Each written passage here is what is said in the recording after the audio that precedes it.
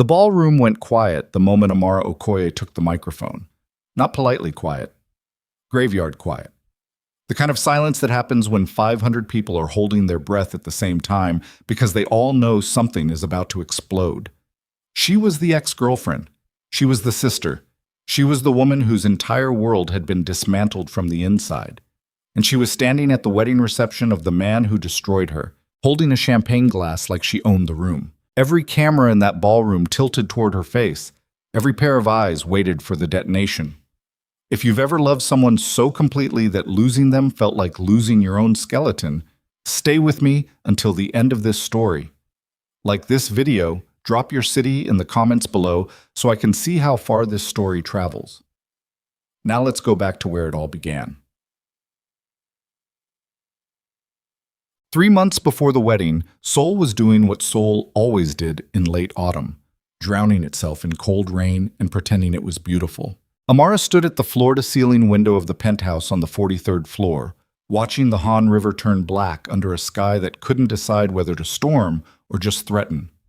She had a pencil behind her ear and a set of blueprints spread across the dining table that had been cleared of the dinner neither of them had eaten. The pencil had been there for 2 hours. She hadn't touched it. Behind her, she could hear Tae-hyun moving through the kitchen. The particular sound of him, the quiet deliberateness, the way he never rushed, never clattered, never made noise like someone who was nervous.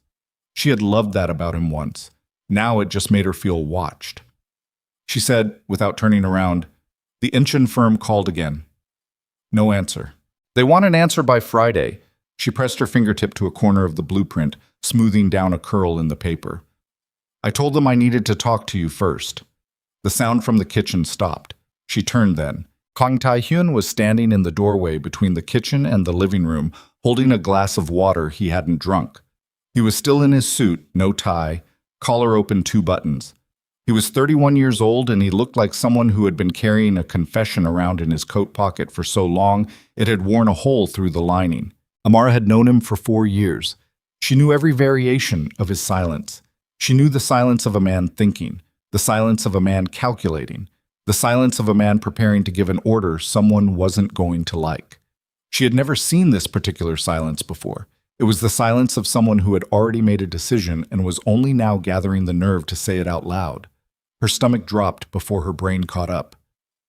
"Tae-hyun!" He set the glass down on the counter behind him, carefully. Like even the sound of it touching the granite needed to be controlled.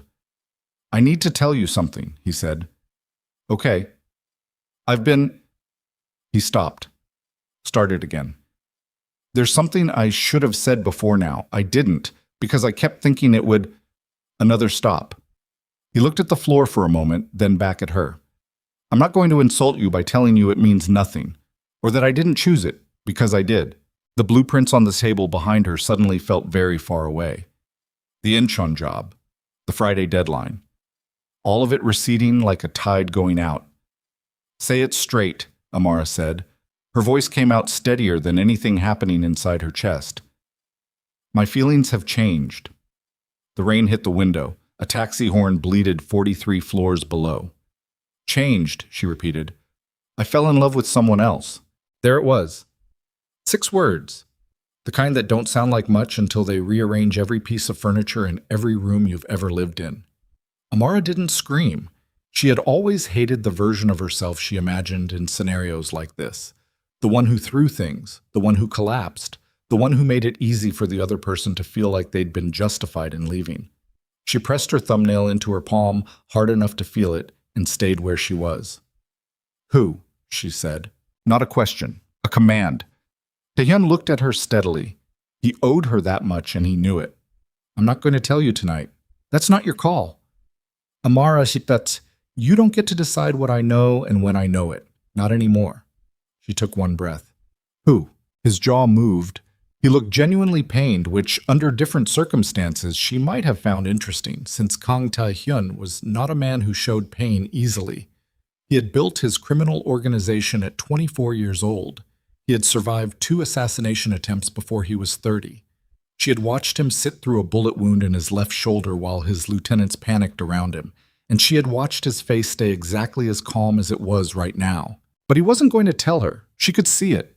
Whatever the reason, guilt, strategy, some strange tenderness she no longer had claim to, he had made that decision and he was going to keep it. Fine, she said.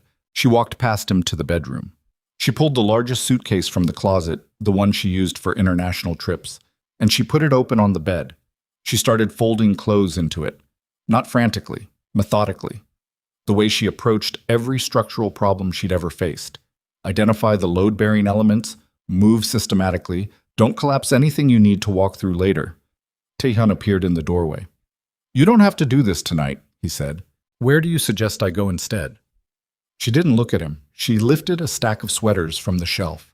Should I just get in bed and pretend we talked about the Incheon job? Amara. Don't. She set the sweaters in the suitcase. Don't use my name like it costs you something. He was quiet. You've been sharing a bed with me, she said, still not looking at him. For how long? That's not... How long, Taehyun? The silence stretched long enough that she got her answer without needing words. She zipped one section of the suitcase, moved to the closet, took her blazers off their hangers one by one. The penthouse is in my name, he said finally. You can stay, I'm not staying in your apartment. She turned around then, blazers folded over her arm, and for the first time since he'd said it, she let herself look at him directly. Not to hurt him, not to make him feel something, just to make sure he understood what he was looking at. I'm going to Zuri's. Don't call me tonight. Something crossed his face. Fast. Gone before she could name it. Okay, he said. She finished packing in silence. She took a cab to her sister's apartment in Mapogu.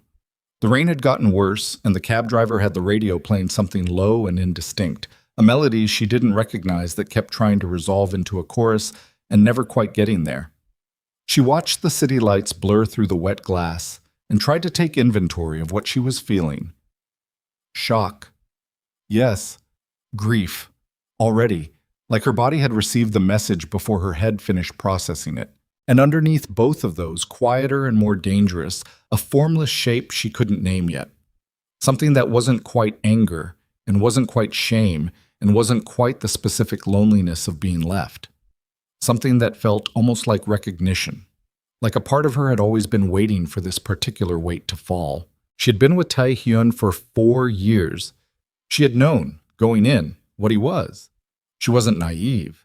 She had sat in rooms with his people and watched transactions happen that she didn't ask about and pretended a version of normal that was always slightly tilted. She had told herself that he had never brought that world into what they were together, and for a long time that had been almost true. She had told herself that the control he exercised over every room he walked into was something different when it was directed at her, a tenderness instead of a mechanism. Now she was in a cab in the rain, trying to figure out which of those things she'd actually believed and which ones she'd just needed. Zuri's building was a narrow mid-rise in a quieter neighborhood. 3rd floor, apartment 308. Amara had helped her younger sister find the place 2 years ago when Zuri finished her graduate degree, had helped her furnish it, had argued with her about the sofa color, had spent 3 Sundays helping her assemble flat-pack furniture with instructions that appeared to have been translated by someone hostile to both Korean and English. She knocked. There was a long pause before the door opened, long enough that she noticed it, long enough to matter, later. Then the door opened and Zuri was there in an oversized sleep shirt, dark eyes going wide at the sight of Amara standing in the rain-damp hallway with a suitcase and a face she was still trying to hold together. Uni, can I stay? Amara asked. Just for a few days. Zuri's expression moved through something complex in the space of a second. Fear, Amara registered without knowing why. Then it resolved into something warmer, and her younger sister stepped back and said, Of course. Come inside. In the weeks that followed, Amara lived inside the architecture of falling apart, while still showing up to everything that required her to stand upright. She went to work. She was a senior project architect at a firm with enough ongoing commissions to require her to perform functionality every day from 8 to 6, which was its own brutal mercy. She had always been someone who could use work as a dam, let the structure of deadlines hold back whatever was trying to flood through her. She used it now. She stayed late. She took on a residential tower review that she probably should have passed to a junior architect. She sat in client meetings and pointed at load calculations and spoke in complete sentences, and none of it required her to feel anything. Evenings were harder. At Zuri's apartment, she told herself she was giving her younger sister space. In reality, she was managing a grief that required extremely careful handling because she could feel it was the kind that would knock down everything around it if she let it move freely. She did not cry for the first 2 weeks. She was not proud of this. It was not strength. It was more like the physiological response of someone in a car crash who doesn't feel the injury until hours later, when the adrenaline clears and suddenly every piece of damage announces itself at once. Zuri was careful around her, careful in a way that would have read as loving to anyone who wasn't Amara, but Amara knew her sister's texture. She knew the difference between Zuri being gentle because she was worried about Amara and Zuri being gentle because she was trying not to break something she was already holding. The distinction was small. She noticed it. She filed it somewhere she wasn't ready to open yet. One night, she came home to find Zuri sitting at the kitchen table with her phone face down in front of her, the look of someone who had just put it down quickly. Amara asked if she was okay. Zuri said yes too fast and immediately asked if Amara was hungry. Amara said yes, she was hungry. They ate leftover rice and watched a drama neither of them paid attention to. And Amara watched her younger sister laugh at a joke on screen and thought, she is trying so hard to make this feel normal. Good sister. She's a good sister. She believed it. Right up until she didn't. Ichet. The Inchin firm got tired of waiting and hired someone else for the position she hadn't answered about. Her director told her in a meeting that there were 3 other international leads she should be considering, a statement that meant he had noticed she was operating at 2/3 capacity and was managing her rather than pushing her. She told him she'd look at the files. She did not look at the files. She ran in the mornings along the Han River before the city got loud, when the light on the water was still gray and indifferent, and there were only other runners and the occasional delivery driver in the indifferent sky. Running did not make her feel better. It made her feel physical, which was different. She had a body, and it moved and it hurt when she pushed it. This was useful. The body's complaints were simple.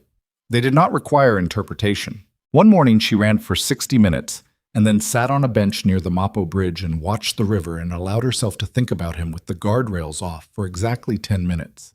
She had read somewhere that grief required a container, that if you gave it a bounded time, it was less likely to leak into everything else. She thought about his hands. That was the specific detail her memory kept landing on. He had precise hands, large and still, the hands of someone who'd been trained early to be careful about what he touched and how. She thought about the way he used to set his coffee down with both hands wrapped around the mug in the morning, the single human gesture that had felt entirely separate from the version of him that the rest of the world feared. She thought about the future she had let herself imagine, which she was embarrassed to realize she had imagined quite specifically, the apartment in a quieter neighborhood, the light in the mornings, the work she would do while he ran whatever part of the city he controlled, 2 people moving in parallel lines that kept choosing to intersect. She sat with it for 10 minutes. Then she stood up and ran back. The night everything changed was ordinary, right up until it wasn't. Zuri had texted her in the afternoon to say she'd be home late from campus. Amara had come back to the apartment, showered, eaten something standing over the kitchen counter, and was halfway through reviewing blueprints for a residential commission when she heard the key in the door. She looked up. Zuri came in first. Her face was doing something that Amara had never seen before. A combination of terror and apology, and something that might have been the expression of someone walking toward the thing they'd been running from and finally deciding to stop running. Then Tae-hyun stepped through the doorway behind her. The room went strange. The air pressure seemed to shift. Amara was aware of very specific things in very specific order. The blueprints on the table in front of her, the mug of cold coffee to her left, the fact that she was wearing her old university sweatshirt with a tear at the right elbow, the particular quality of her sister's breathing. Then she saw Zuri's left hand. The ring caught the light. Not a small ring, not ambiguous. A diamond solitaire on a band that caught the light from the kitchen and threw it back across the ceiling like a small, brutal signal. Amara looked at the ring, looked at Zuri, looked at Tae-hyun.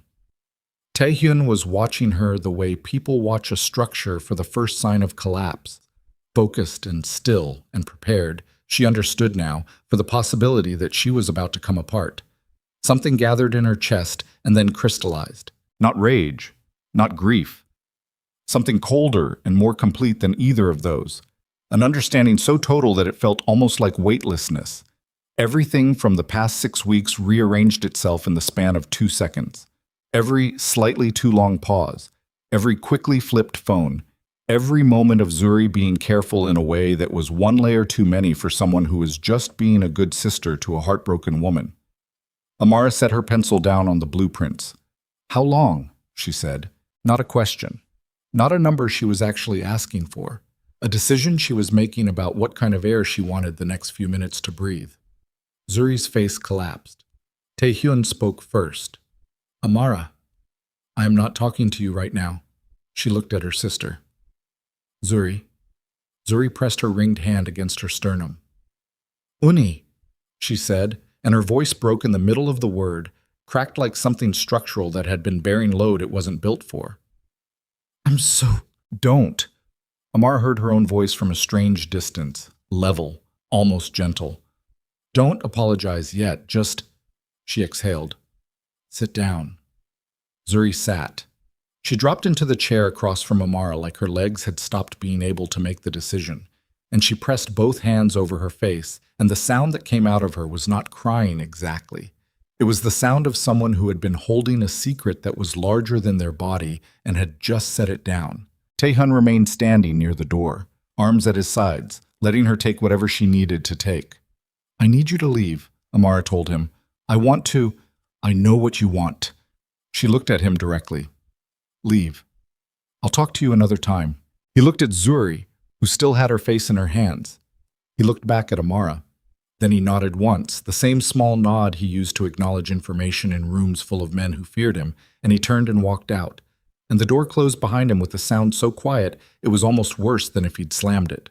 In the silence that followed, Amara could hear the city outside, traffic 3 floors below, someone's television through the wall, all the ordinary sound of the world continuing to run itself. Zuri lowered her hands from her face. Her eyes were wrecked.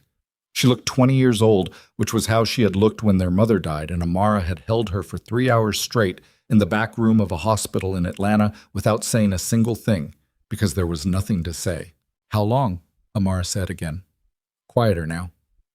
Zuri swallowed. 8 months. 8 months. 6 weeks ago, Taehyun had told Amara his feelings had changed. 8 months was 2 months before that. 8 months was the summer. August. When Amara had been working on the waterfront development project in Busan for 3 weeks and calling Zuri every other night to catch up, and Zuri had sounded distracted on the phone, and Amara had figured she was stressed about her dissertation. August. "Okay," Amara said. "Honey, I know—" I said okay. She stood up. Her legs worked. She was relieved by this. She went to the kitchen and stood at the counter with her back to the room and looked out the small window at the building across the alley. A woman on the 4th floor opposite was washing dishes. Normal, ordinary, the world going on. She ran both hands over her face, pressed her palms hard against her eyes. The thing about the kind of pain that makes your vision blur is that it always surprises you with its specificity. She was not thinking about Taehyun in this moment. She was thinking about August. She was thinking about the phone calls and the specific sound of Zuri's voice and the fact that she had heard something and named it wrong. She was thinking about the 6 weeks she'd spent in this apartment, letting her sister take care of her while her sister was carrying this, and what that cost must have been, and whether she would have wanted Zuri to carry it or wished she'd been told sooner, and discovering that she genuinely did not know the answer. She turned around. Zuri was watching her from across the room with the expression of someone prepared to absorb whatever came next. The ring was still on her hand, glinting quietly.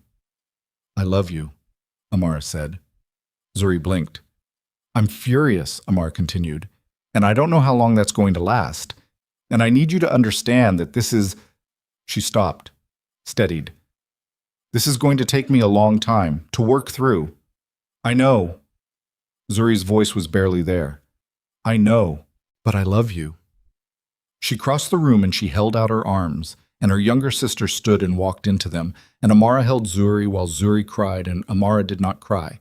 Not yet, not in front of her, because someone always had to hold the structure up, and that had always been Amara's job, and old habits don't let go of you just because everything else has. She stood there holding her sister and looked over Zuri's shoulder at the blueprints on the table and the cold coffee and the life she had been trying to rebuild, and she understood with cold, complete clarity that the building she'd been drawing no longer matched the ground it was standing on. She would have to start over. Every line, every load, every calculation. That was okay. She knew how to build from scratch. What she didn't know yet, what she was still too close to see, was that in 3 months she would be standing in the ballroom of Seoul's most exclusive hotel with a champagne glass in her hand and 500 people waiting for her to destroy everything within reach. And she would make a choice that none of them would see coming. The weeks between that night and the wedding were a kind of controlled demolition that Amara managed from the inside out. She moved back to her own apartment, a clean one-bedroom in Yongsan that she'd kept through the entire time she'd lived in Tae-hyun's penthouse, the way some people keep a second pair of shoes in their office for emergencies. She had always known, she understood now, that she would eventually need the exit. She changed her running route. She found a cafe near her building where she could sit for 2 hours on Saturday mornings without seeing anyone she recognized.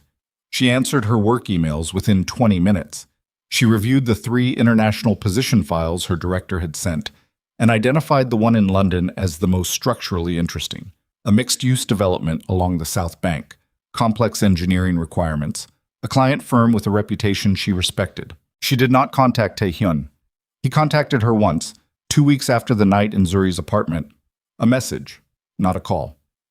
He was direct about it in the way she had always appreciated. He said he was sorry for the way things had unfolded, that there was no version of this that wasn't his fault, and that if she wanted to talk at any point before the wedding, he would come to wherever she was. She read it 3 times. She did not respond.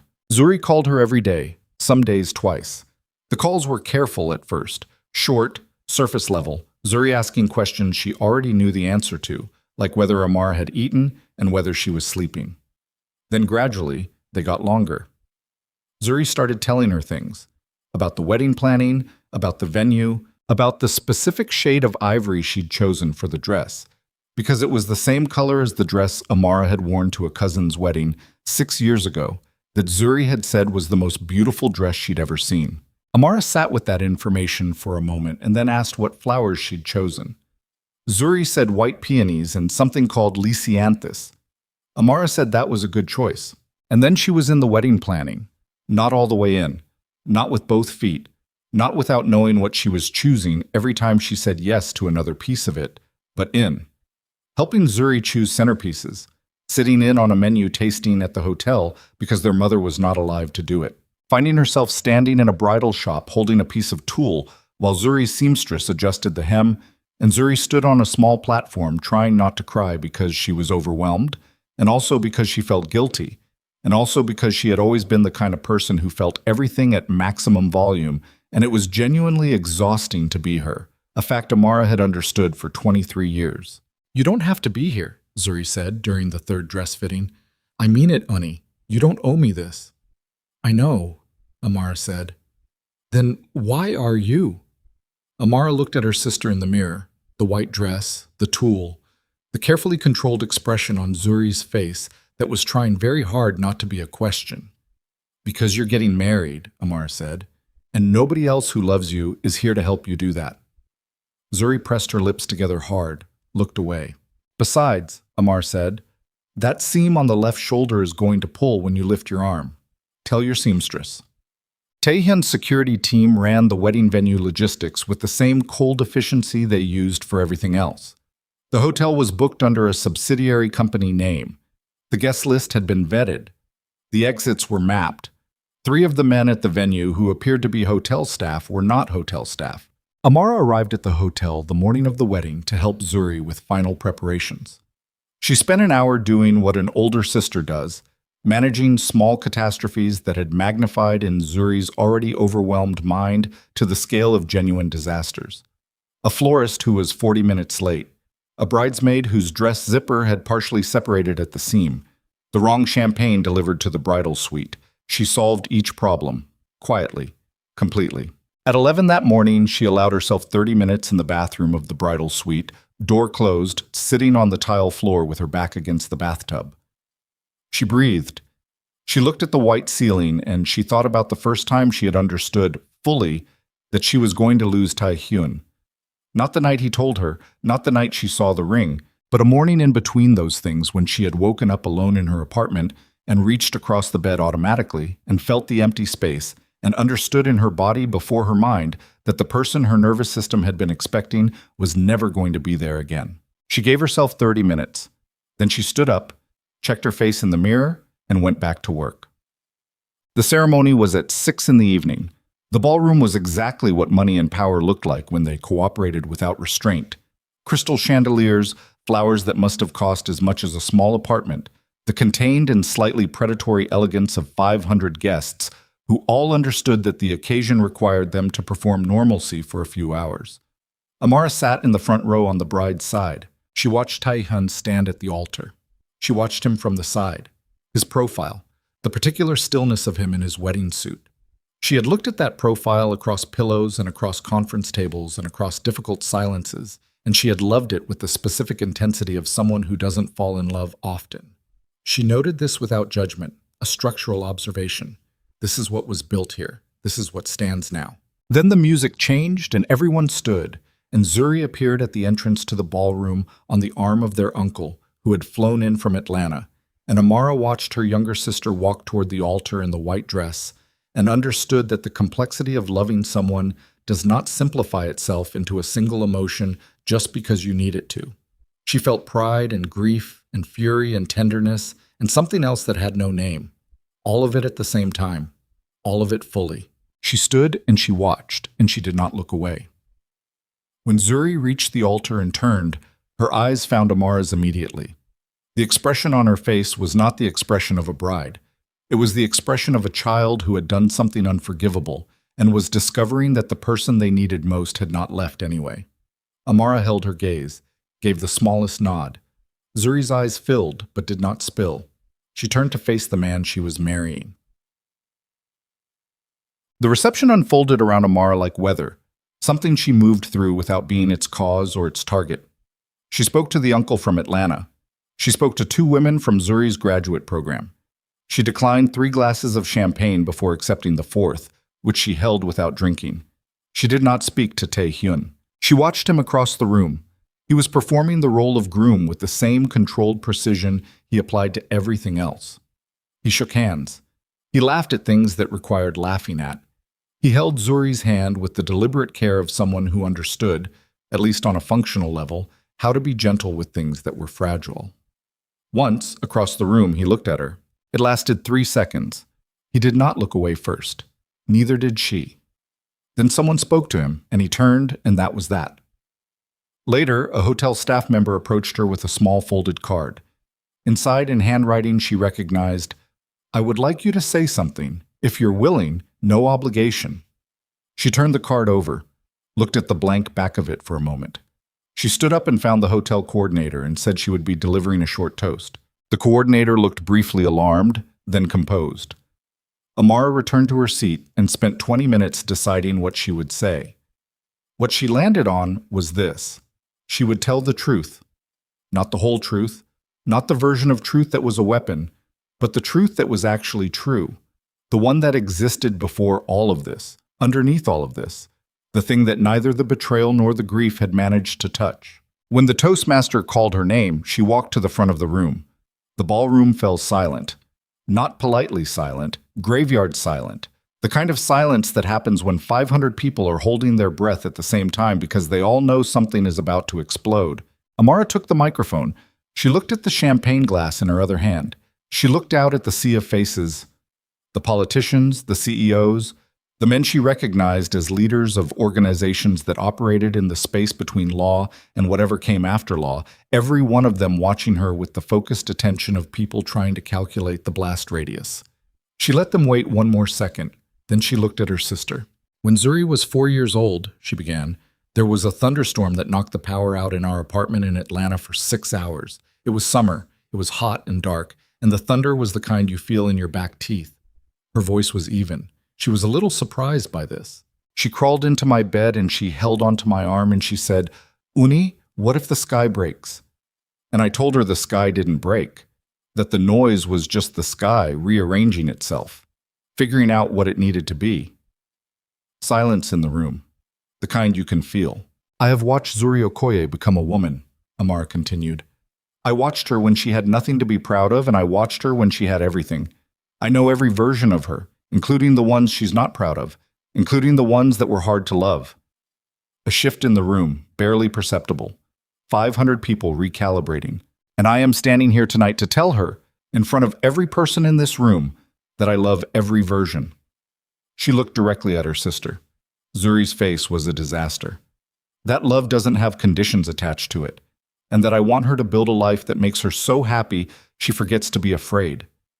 She shifted her gaze to Tae-hyun. He was looking at her.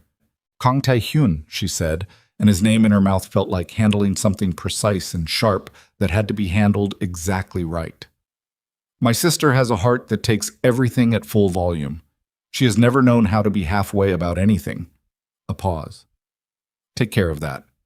Because the people who feel everything that much are the ones who break the most completely when someone doesn't. She lifted her glass. To Zuri, she said. The sky didn't break. She drank.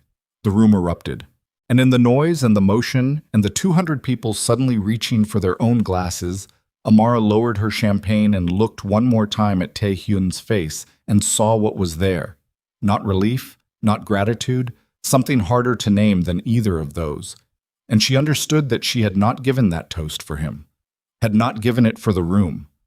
She had given it for the 4-year-old girl in the dark who used to hold on to her arm, and she had given it for herself.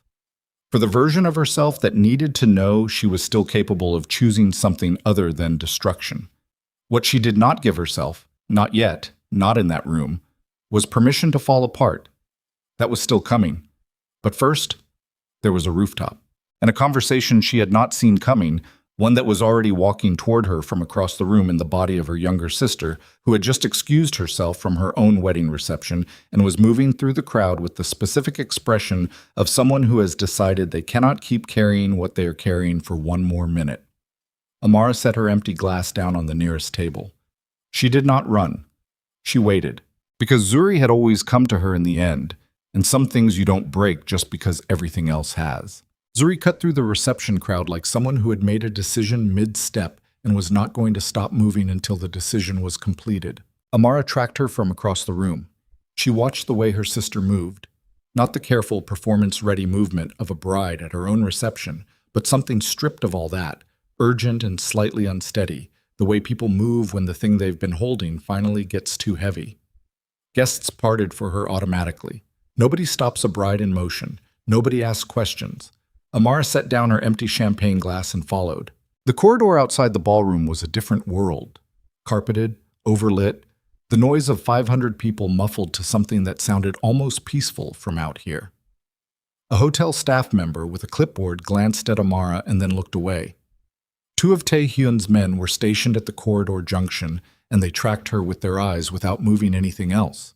She had learned over 4 years how to walk through those gazes without acknowledging them. It was a skill she was not proud of having developed. Zuri was ahead of her, pushing through a door marked stairwell. Amara followed her through it. The stairwell was concrete and fluorescent and smelled like industrial cleaning fluid and the specific quiet of a place that wasn't meant to be used by anyone who mattered. Zuri had stopped on the landing between the reception floor and the floor above, her back against the wall, her wedding dress gathered in both hands like she was trying to keep it from the floor. Her eyes were already ruined. She'd given up on the makeup sometime after the toast. For a moment, they just looked at each other. I can't go back in there, Zuri said. Okay. I mean it. I can't go back in there and stand next to him and smile at people, like I didn't. She stopped, pressed the back of her hand against her mouth. Like I didn't do exactly what I did. You're going to have to, Amara said. Not right now, but tonight. How? Not a question, a genuine request for information she didn't have. The same way you've been doing everything else for the last 8 months. Amara kept her voice even. You put one foot in front of the other and you don't look too far ahead. Zuri made a sound that wasn't quite a laugh. That's what you do. That's not what I do. I'm not built like you. I know. I feel everything. I know that too. Then you know that standing in that room is, she exhaled, ragged. It's like being on fire and being asked to hold still so nobody notices. Amara looked at her younger sister, the white dress, the ruined eyes, the diamond ring on her left hand that caught even the fluorescent stairwell light, and threw it back. She thought about the toast she had just delivered, about the word she had chosen, love. And she tested whether she still meant it. She did, furiously, both things at the same time. Come here, she said. Zuri came off the wall and into her arms, and Amara held her for 30 seconds, one hand on the back of her sister's head, feeling the small shaking in Zuri's shoulders that meant she was crying, but trying not to be. I need to ask you something, Amara said, against her sister's hair. Zuri went still. And I need you to answer me honestly. Not the answer you think I need. The actual truth. A pause. Then, okay? Amara stepped back, held Zuri at arm's length by both shoulders, looked at her directly. Do you love him? Zuri's face didn't change, which was its own answer. The expression of someone for whom the question lands in a place beyond performance. Yes, she said, and her voice was terrible with it, rough and certain, and ashamed and certain anyway. Amara nodded. Then go back in there, she said, and be his wife, because that's what you chose, and you're going to live with that choice for a long time. And the only way through it is through it. And you? What about me? How do you... Zuri's voice cracked. How are you this calm? How are you standing here in this stairwell telling me to go be with the man who we both... Don't, Amara said quietly. I need to understand how you do it. You don't. She released her sister's shoulders, smoothed the front of Zuri's dress where her grip had pressed the fabric. That's mine to figure out, not yours. You don't get to use my coping mechanism as a reason to feel better about yourself tonight. The words landed, and Zuri absorbed them without defending herself, which told Amara everything about how deeply she meant the guilt she'd been performing for months. Go back in, Amara said. Fix your face first. Bathroom, second door on the left from the stairwell exit. I'll be right behind you. Zuri nodded, small and young and wrecked. She gathered her dress and went. Amara stood in the stairwell alone for a moment. She pressed her palms flat against the cool concrete wall and breathed. In, out. The sound of the ventilation system, the distant percussion of music through the floor above her. Completely ordinary things occurring at completely ordinary volume. She gave herself 60 seconds. Then she went back in. The remainder of the reception moved around her in layers she processed selectively. She spoke when spoken to. She laughed twice at things that were actually funny. She watched Tae-hyun navigate his own event with the competence of someone who had held rooms larger than this, under far worse conditions. And she understood that the specific ache she felt watching him was not love anymore. It had passed through something on the way to wherever it was going, and what it was now was more like recognizing a building you used to live in from a distance, feeling something about the shape of it, not being able to go inside. She was at a corner table, alone for a moment, when he appeared. She had known he would. She had been deciding all evening what she would do when he did. Tae-hyun did not sit down.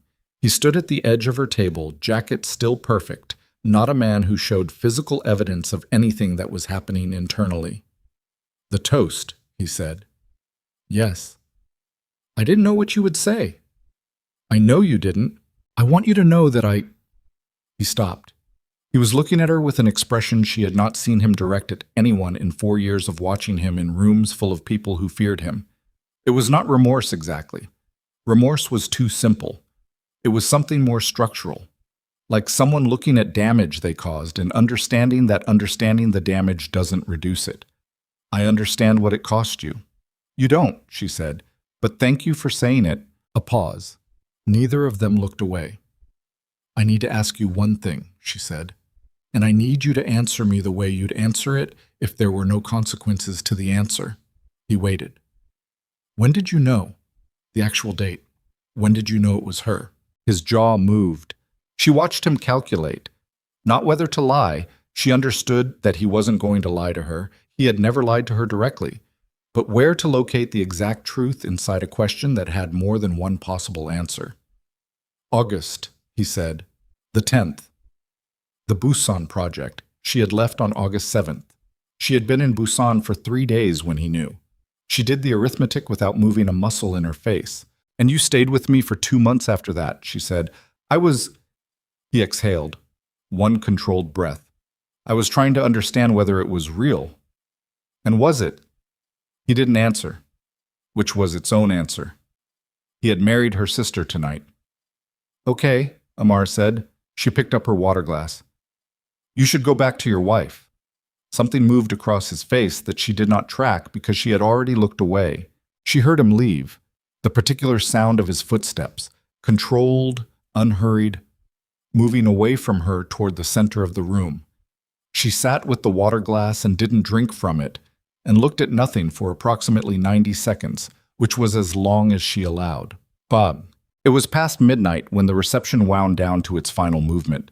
The guests who remained were the kind who stayed until the formal end of things, either because they had obligations or because they were the type of people for whom leaving early felt like a concession. Amara was neither, but she was still there, sitting at the corner table she had claimed 3 hours ago when her phone buzzed. A message from her director, sent at midnight, which told her something about how he operated. London firm called me directly. Position is still open. They pushed the deadline because they want you specifically. Monday. Let me know. She read it twice, set the phone face down on the table, picked it up, and read it again. The hotel rooftop was accessed through a service elevator that she found by asking a hotel employee who was young enough to be flattered by a direct question from a woman in a good dress. The rooftop was cold and enormous, and lit mostly by the city below. Seoul at midnight, which meant it was still bright enough to read by from up here, the accumulated light of 7 million windows. She had not planned to come here. She had followed an instinct about air and space, and the particular need to be somewhere that didn't have carpeting and chandeliers and 500 people performing their best versions of themselves for each other. She stood at the railing and looked out at the Han River from above. From this height, it looked like a black scar across the city. She thought about the bench near the Mapo Bridge, where she had sat 2 months ago, and given herself 10 minutes to think about his hands. She didn't think about his hands tonight. She thought about London. She was still thinking about it when she heard the service elevator. She knew before she turned that it was Zuri. The footsteps were wrong for Tae-hyun's security team and wrong for any hotel employee who would have used the stairs. Zuri appeared from the elevator alcove still in the wedding dress, holding her heels in one hand, walking across the rooftop in bare feet on cold concrete, and the image was so specifically her sister. The impracticality, the impulse, the complete absence of self-consciousness about the cold rooftop under her bare feet, when she had decided she needed to be somewhere, that Amara felt something shift in her chest despite everything. How did you know I was up here? I didn't. Zuri came to stand beside her at the railing, set her heels down on the concrete, looked out at the city. I came up here because I needed to breathe, and there's a security guard stationed outside our suite, and She exhaled. I couldn't be inside anymore. They stood for a moment in silence. The city ran below them, indifferent, enormous, the Han River carrying its black water toward the sea at exactly the pace it had always moved, unbothered by any of this. Where is he? Amara asked. Talking to someone. One of his... Someone. Zuri wrapped her arms around herself against the cold. He knows I needed a minute.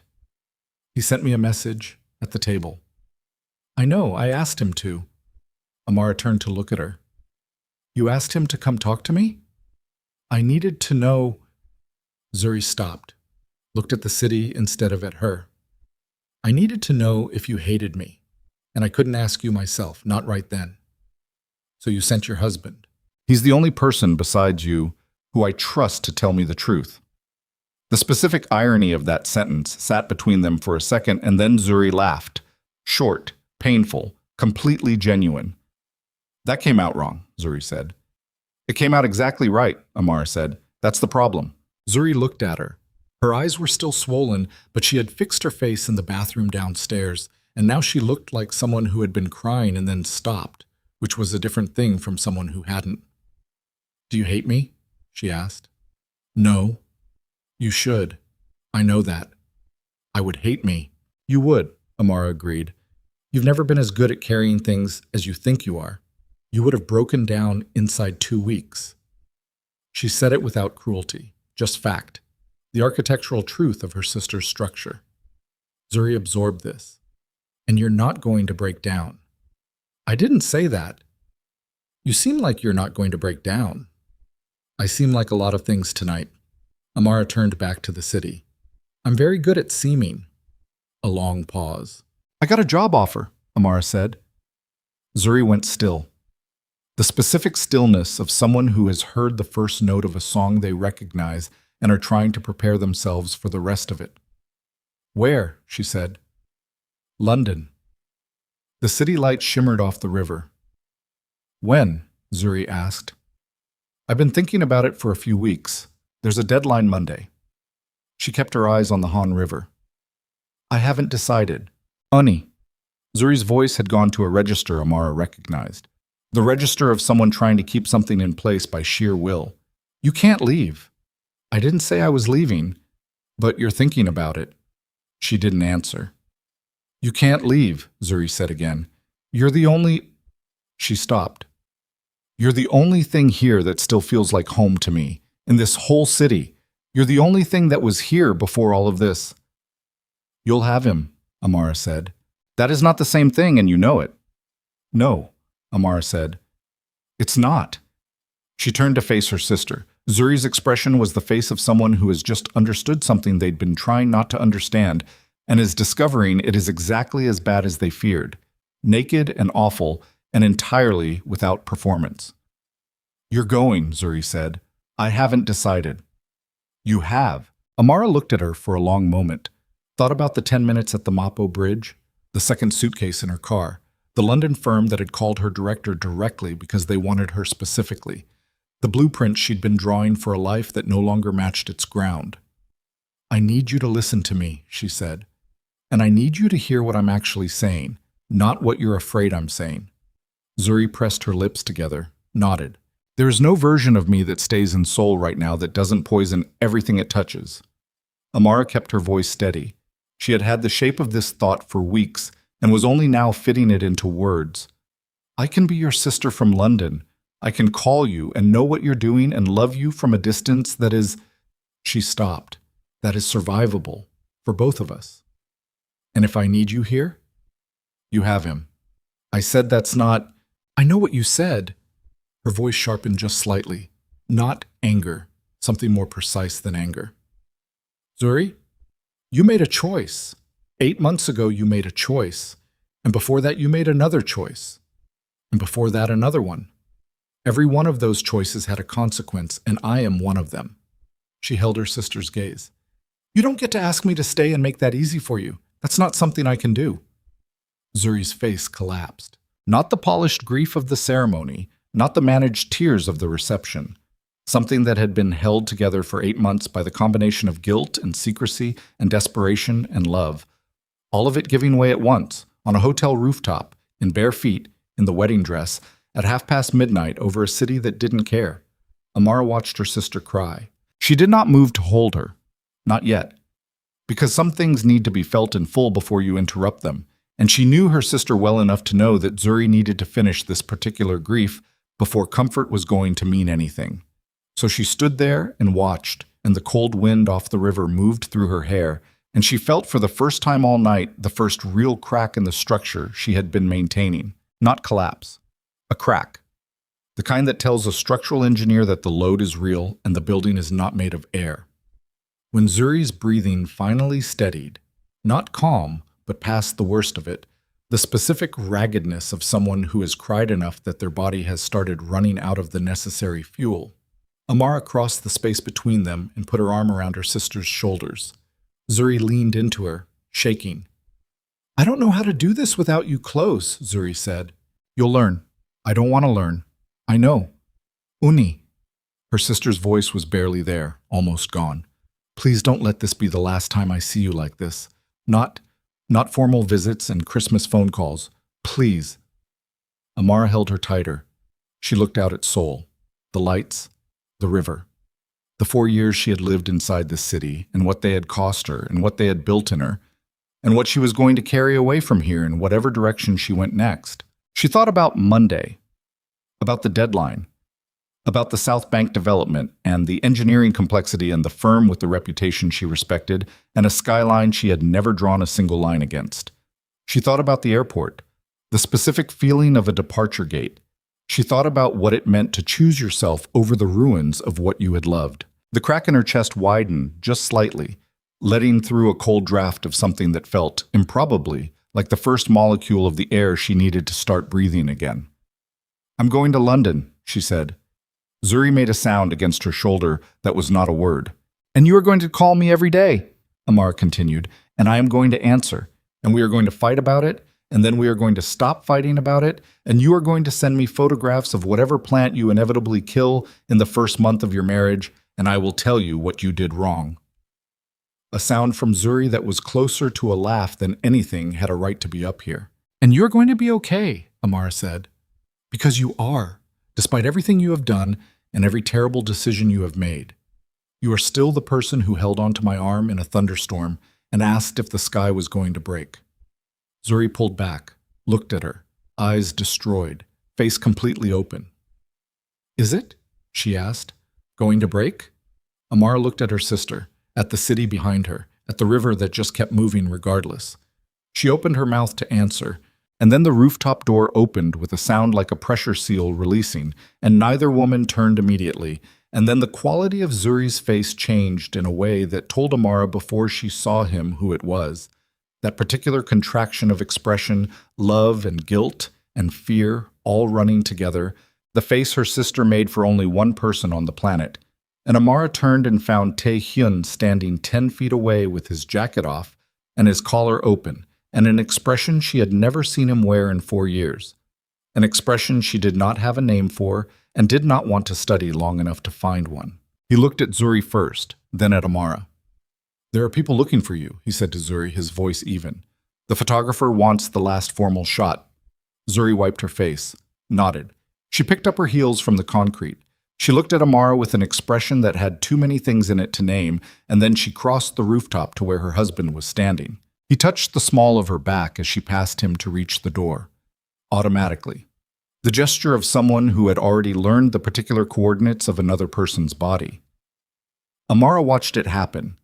Then Zuri went through the door and was gone, and Amara was left on the rooftop with Kang Tae-hyun and the city below, and the cold river wind, and 3 months of everything neither of them had said. He did not move toward her. She did not move toward him. For a moment, neither of them said anything at all, which was its own kind of conversation that they had always been fluent in, the two of them. The ability to communicate entire negotiations through the management of silence. She had loved that about him too. The precise, unsentimental intelligence of him. The fact that he never talked around things. "London," he said, not a question, which meant Zuri had told him, or he had heard, or he simply knew her well enough to have arrived at it without being told. "Yes," she said. "When?" "Soon." He absorbed this. His eyes moved to the city below briefly, then back to her. "That's the right decision," he said. She had not expected that. She hadn't known what she'd expected, but it wasn't that. "I know," she said. "It doesn't feel like what I'd want to say." He was looking at her steadily. "But it's true. I didn't come up here to hear what you'd want to say," she told him. "No." He was quiet for a moment. "Is there anything you need from me? Before you go?" "Practically. I can—" "No." She said it without heat. "There's nothing I need from you." He accepted this. The way he accepted most things, not with performance, just with the still competence of someone who has processed information and will act accordingly. "I need to ask you something," she said. He waited. She had been building toward this all evening without knowing it. Through the toast, through the conversation with Zuri, through the crack in her structure that was widening so slowly she'd almost missed it. She had something she needed to say out loud in front of someone who would understand the weight of it, and he was the only person on this rooftop who would. "Did you ever think," she said, "that you'd be the person who made me leave Seoul?" His jaw tightened, slightly. The smallest movement. If she hadn't spent 4 years learning his face, she would have missed it. "No," he said. I built my whole career here because of you, she said. I turned down New York. I turned down Singapore. I turned down the Incheon position 3 months ago that I should have taken. She kept her voice level, not accusing, reporting, like reading measurements off a survey.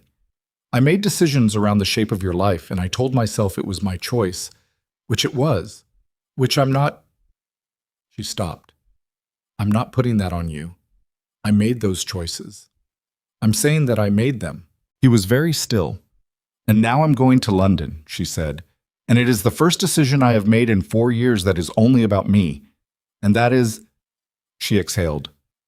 That is where we are. The city lights shimmered in the river below. Taehyun looked at her for a long moment. She could see him finding the words, which was rare. He was not usually a person who had to search. I know what I cost you, he said finally. I won't tell you I didn't know it at the time. That would be. He stopped. I knew. I made choices anyway. I don't have anything to say about that makes it different. I know, she said. I'm not asking you to make it different. Then what are you asking? She thought about it. I'm not asking you anything, she said. I just needed to say it out loud. He held her gaze. Then say it, he said. She looked at him. This man she had loved with the absolute and unsentimental entirety of what she had. And she felt the crack in her chest open a half-inch further, and then she felt, under the cold rooftop wind and the weight of Seoul's million lights, the first thing that had felt like solid ground in 3 months. She said, I deserve better than what you gave me. He didn't flinch. He didn't look away. He said, yes, you did. And for reasons she would not have been able to explain to anyone, that was the thing that finally broke her open. Not the betrayal, not the wedding, not the ring on her sister's hand, but those 3 words in his voice, delivered without excuse or deflection, the clean, terrible accuracy of them. She felt her face change, felt the thing she had been holding for 3 months shift toward the surface. She turned away from him before he could see what was happening. Go back to your wife, she said.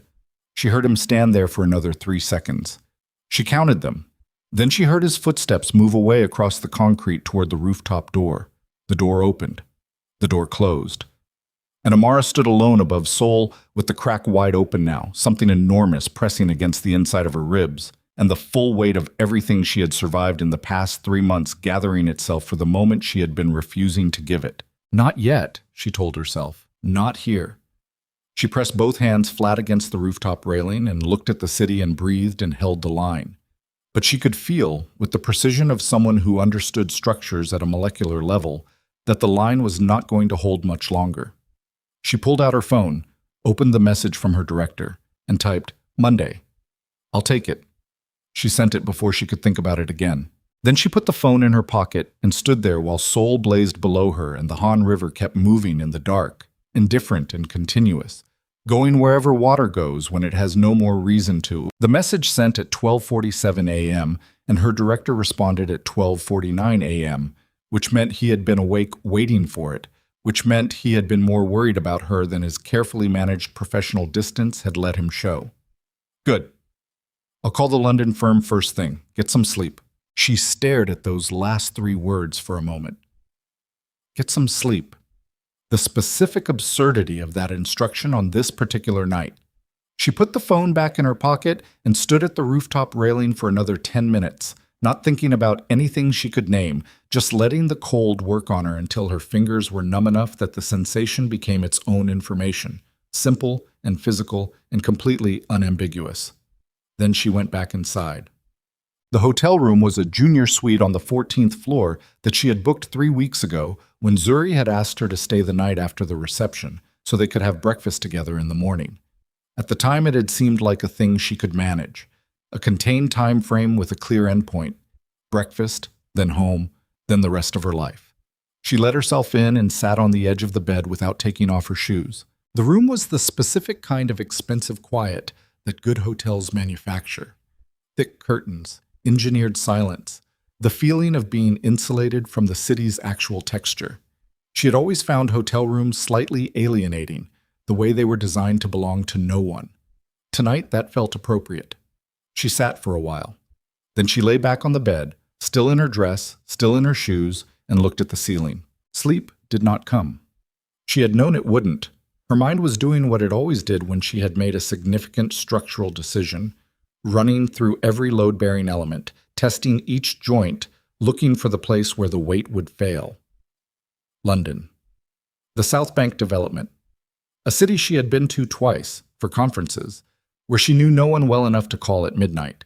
She thought about her apartment in Yongsan, the running route along the Han, the cafe on Saturday mornings. She thought about Zuri's face when she said, "I'm going to London," the specific collapse of it. The way her sister's expressions had always been completely legible to her, every layer visible, nothing withheld. The total opposite of Tae-hyun, who had been a practice in reading what wasn't shown. She thought about what he had said. Yes, you did. Clean and without excuse, and delivered like someone paying a debt they'd known about for a long time. She pressed the heels of her hands against her eyes. The crack in her chest was still there, still open. She could feel it with every breath. Not pain exactly, but pressure. The structural awareness of something that had been load-bearing for a long time now operating differently. She had promised herself she would not do this in the hotel room. She had promised herself she would hold the line until she was somewhere private, somewhere she could afford to fall apart, without the falling apart, becoming a thing she had to clean up before checkout. She held the line. Barely. She was still holding it at 2 a.m. when her phone rang. Not Zuri, not her director, a number she didn't recognize. Seoul area code. She stared at it through 2 full rings, the kind of staring that isn't a decision but is made up of too many small ones to separate out. Then she answered. Miss Okoye. A man's voice. Middle-aged, controlled, with the specific vocal texture of someone accustomed to delivering information in neutral tones, regardless of what the information was. My name is Park Sung-jin. I apologize for the hour. She sat up. Who are you?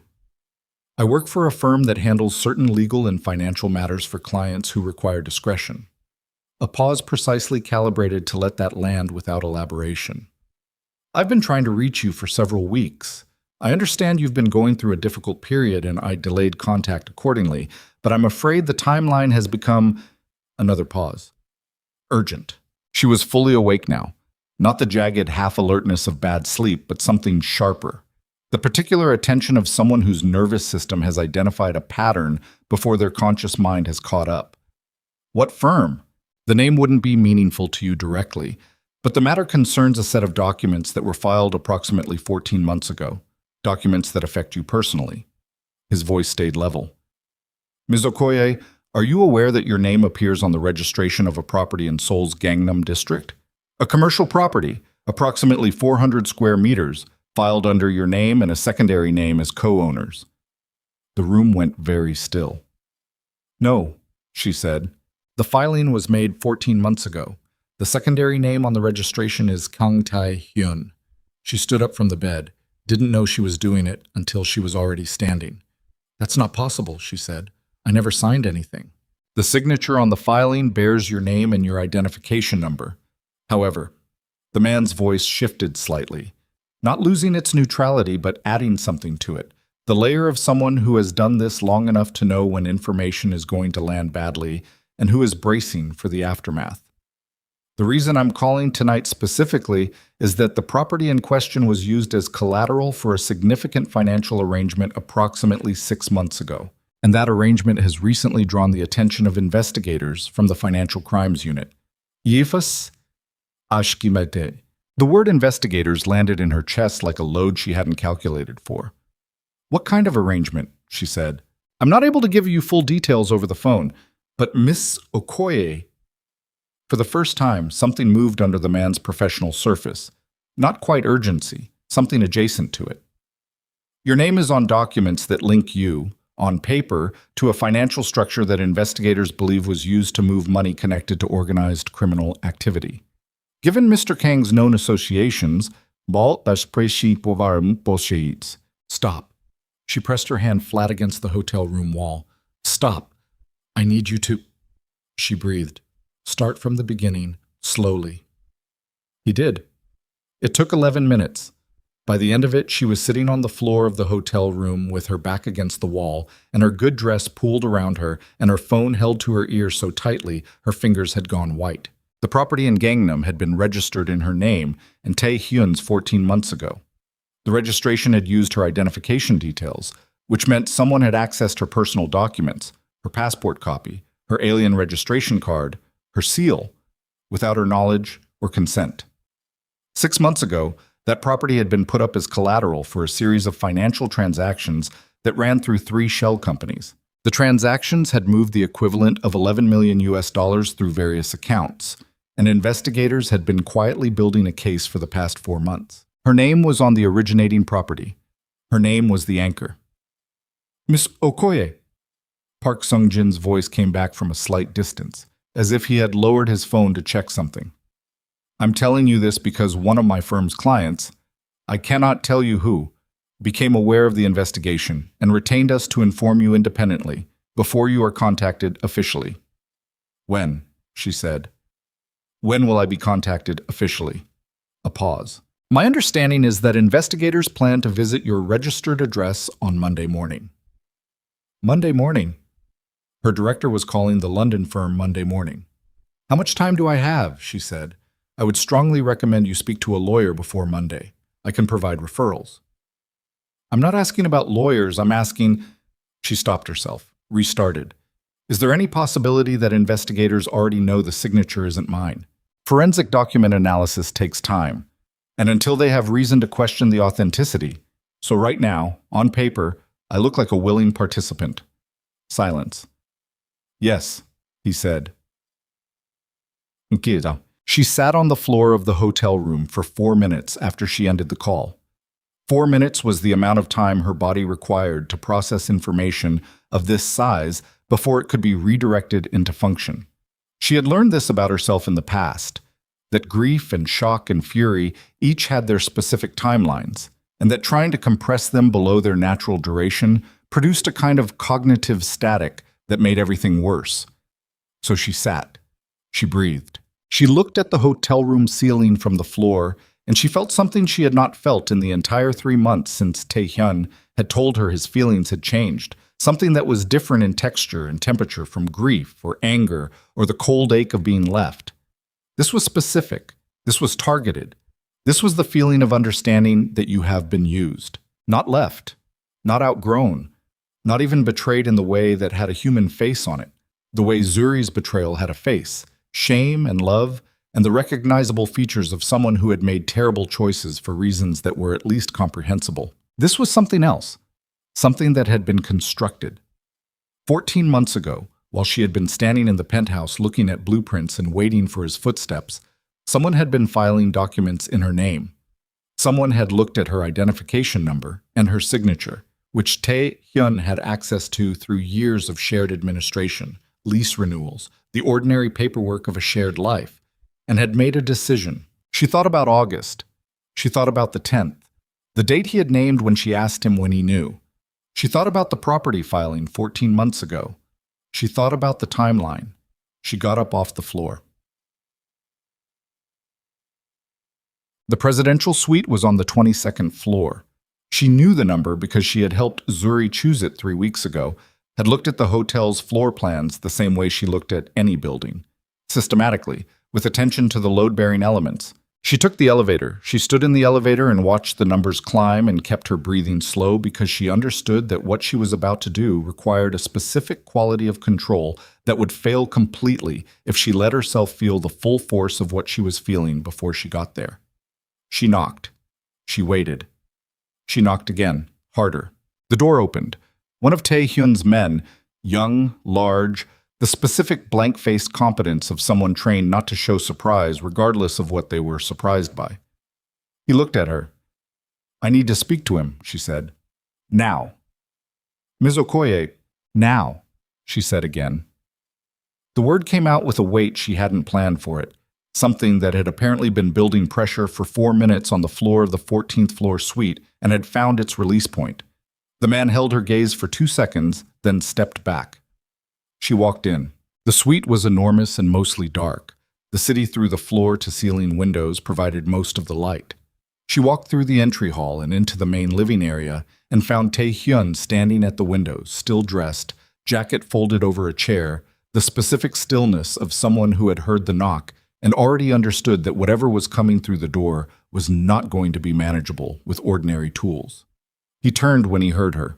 She stopped 6 feet from him. "The Gangnam property," she said. His face changed. It was subtle. If she hadn't spent 4 years learning the specific vocabulary of his expressions, she might have missed it entirely. The slight tightening around the eyes, the almost imperceptible shift in his jaw. Not surprise. Something closer to the expression of someone who has been waiting for a specific bill to come due and has just heard it slide under the door, which told her everything. "You knew," she said. "Amara, you knew." Not louder, but different. The difference between a question and a finding. "My name is on a property registration in Gangnam, 14 months ago. Someone used my documents, my identification, my seal, without my consent. And the financial crimes unit is going to be at my apartment Monday morning." The silence in the suite was enormous. "Who filed it?" she said. He was very still. "That's not something I can—" "Who filed it, Tae-hyun? There are things I need to explain. You can explain them by answering the question." She heard her own voice from that same strange distance she had found in the hotel room 3 months ago, when he told her his feelings had changed, except it was different now. Then it had been the distance of someone going into shock. This was the distance of someone who has moved past the possibility of shock into something colder. "Who used my documents?" "It was handled by someone in my legal structure," he said. "Someone who was—" He stopped. His jaw moved. "Someone who was managing a specific set of transactions and identified a name to use that would look legitimate," she said, "because I was a real person with a real address and a real registration number and a real life you had access to." He didn't answer. "For $11 million, she said. "The amount is—" "I heard the amount." She took one step toward him. "I'm going to ask you something, and I need you to understand that the only thing I have left to lose from you is the truth, so I need you to give it to me straight." She looked at him. "Did you know they used my name? At the time?" The silence lasted 3 seconds. "No," he said. "When did you find out?" 8 months ago. 8 months ago, August." She heard herself make a sound. Not quite a laugh. Not quite anything with a name. A sound her body produced without consulting her. The physiological response to the specific horror of a timeline assembling itself in real time. "August," she said. He said nothing. "You found out in August that someone in your organization had put my name on a criminal property filing." She watched his face. "And that is when you decided to end our relationship." "It wasn't only—" "That is when you decided to end our relationship." Not a question. A reconstruction. She was building it the way she built everything, from the foundation up, identifying what was actually load-bearing versus what had been presented as structure. "You were getting out, ahead of the investigation, and you couldn't leave me in place as your partner when my name was already in the documents because that would—" She stopped. "That would make it look deliberate. If investigators found out we were still together when they started looking, you're simplifying something that was— Am I wrong?" The city lights moved on the windows behind him.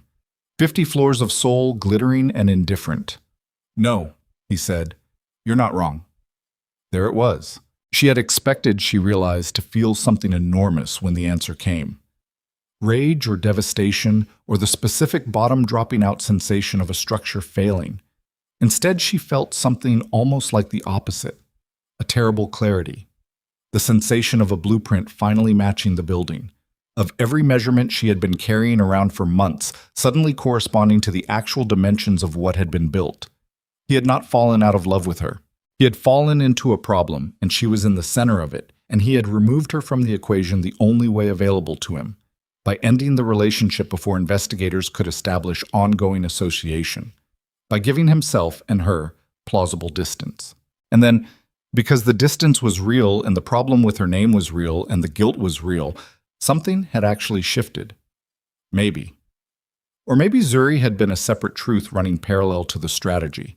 She would never know which had come first, And she understood, looking at him across 6 feet of expensive carpet, that it didn't matter. Both things had happened. Both things were true. And the thing she had believed was the whole story had only ever been the part of it she was allowed to see. "The documents," she said. "My name on the filing. Can it be proven that the signature was forged?" "Yes," he said. "The original identification copies I had on file. I can provide those to demonstrate the sum." "Will you?" she said. He looked at her.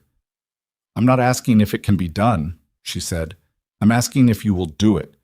Provide the documentation. Testify if necessary that my signature was used without my knowledge. Put your organization at risk to clear my name." The question sat between them. She watched him calculate. She had always been able to see him do this, the specific quality of his stillness when he was running scenarios, weighing outcomes, identifying the move that protected the most pieces. She had loved his mind for exactly this reason, and she despised it now with the same precision. "Yes," he said. "Immediately," she said. "Before Monday. I'll make the calls tonight. I want documentation by tomorrow morning." She held his gaze. "Not a promise. Documents." "You'll have them." She looked at him for a long moment. This man she had loved. This man who had constructed 4 years of real and false things so intricately interwoven that she could not, even now, fully separate the one from the other. She thought about the mug held in both hands in the morning, and she thought about the property filing, and she thought about August 10th, and she thought about the toast she had given 3 hours ago, and the crack in her chest that had been widening all night. "I need you to understand something," she said, "and I need you to just let me say it without explaining anything." He waited. "I loved you with everything I had," she said, "and you used that. Maybe not all at once, maybe not intentionally in every instance, but the structure of what you let me believe, the future, the life, the version of you that only existed in that apartment with me.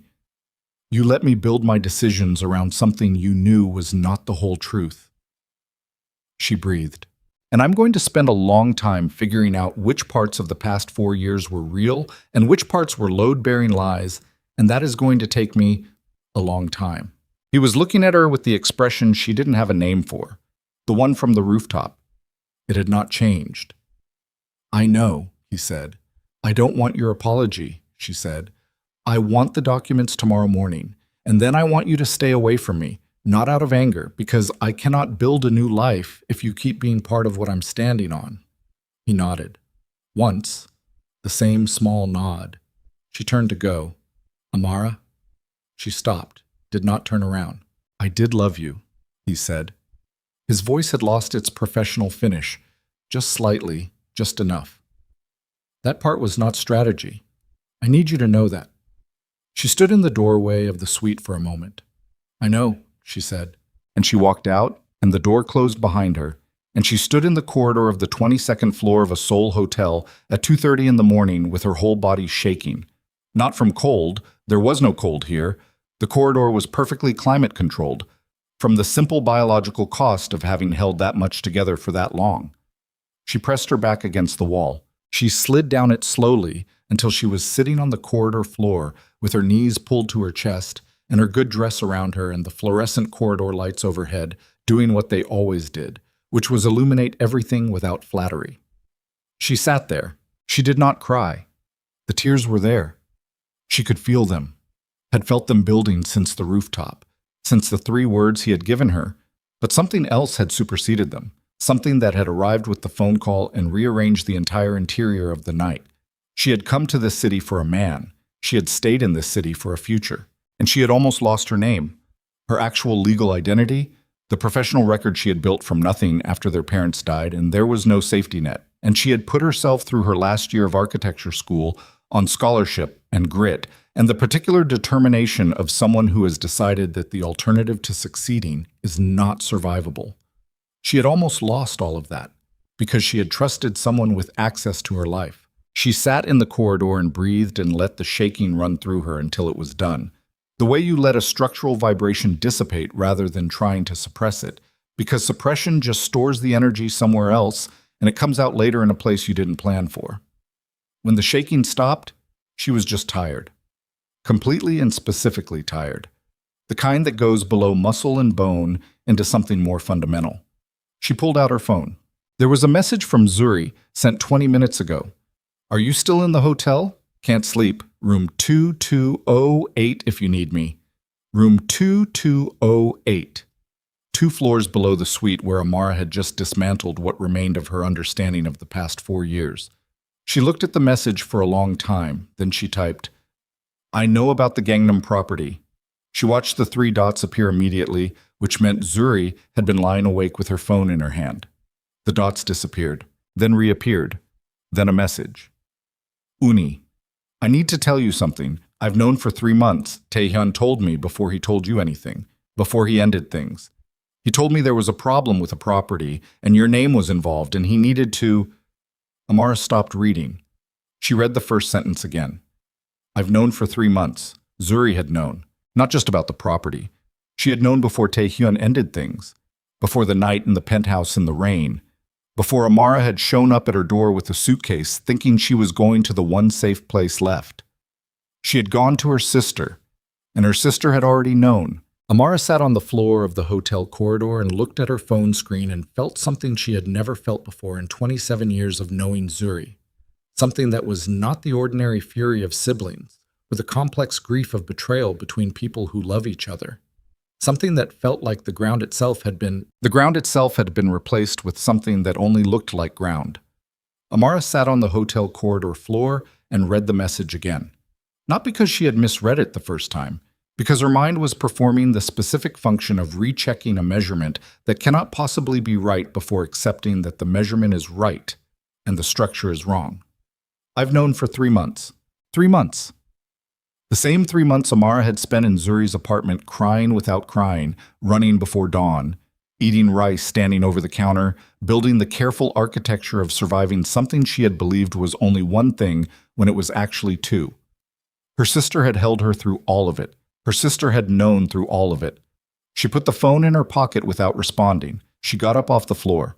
She took the elevator to the 2nd floor, found the stairwell, and walked the rest of the way down on foot because she needed the physical negotiation of stairs under her feet, something real and resistant and requiring actual muscle to navigate. At the ground floor, she pushed through the lobby without looking at the night staff and walked out into the Seoul street. It was 3 a.m. The city was not asleep. Seoul was never fully asleep, but it was running on its nighttime skeleton. Taxis. A convenience store spilling light onto the sidewalk. The distant sound of something she couldn't identify, low and continuous, the city's own breathing. She walked. She did not have a destination. She walked because the alternative was standing still, and standing still was not something her body was going to permit right now. She walked 2 blocks north and then turned and walked west, and the cold worked on her face and her hands and the thin fabric of her dress, and she let it because physical sensation was one of the few things currently available to her that was simple and honest and did not have a second meaning. Her phone buzzed. Zuri. She did not answer. It buzzed again. Same number. She stopped walking, stood on a Seoul sidewalk at 3 a.m. in a dress she had worn to her sister's wedding, and answered the phone. Where are you? Zuri's voice was raw, not the polished rawness of someone who had been crying at a wedding. Something worse, something that had lost all its management. Outside, Amara said. Outside where? Uni, it's 3 a.m. and you're... I know what time it is. Come back inside, please. I need to talk to you. I know you do. Amara, I need you to tell me one thing. She kept her voice level. This was not a decision, exactly. It was more like the only thing her voice was capable of right now, the levelness, because the alternative was a sound she had not made in a very long time, and she was not going to make it on a Seoul sidewalk. One thing, and then I'll come back inside. Silence on the line. Did you know, Amara said, when I came to your door with the suitcase, that night, did you already know about the property? The silence lasted 5 seconds. 5 seconds was all she needed. Yes, Zuri said. Her voice had gone to almost nothing.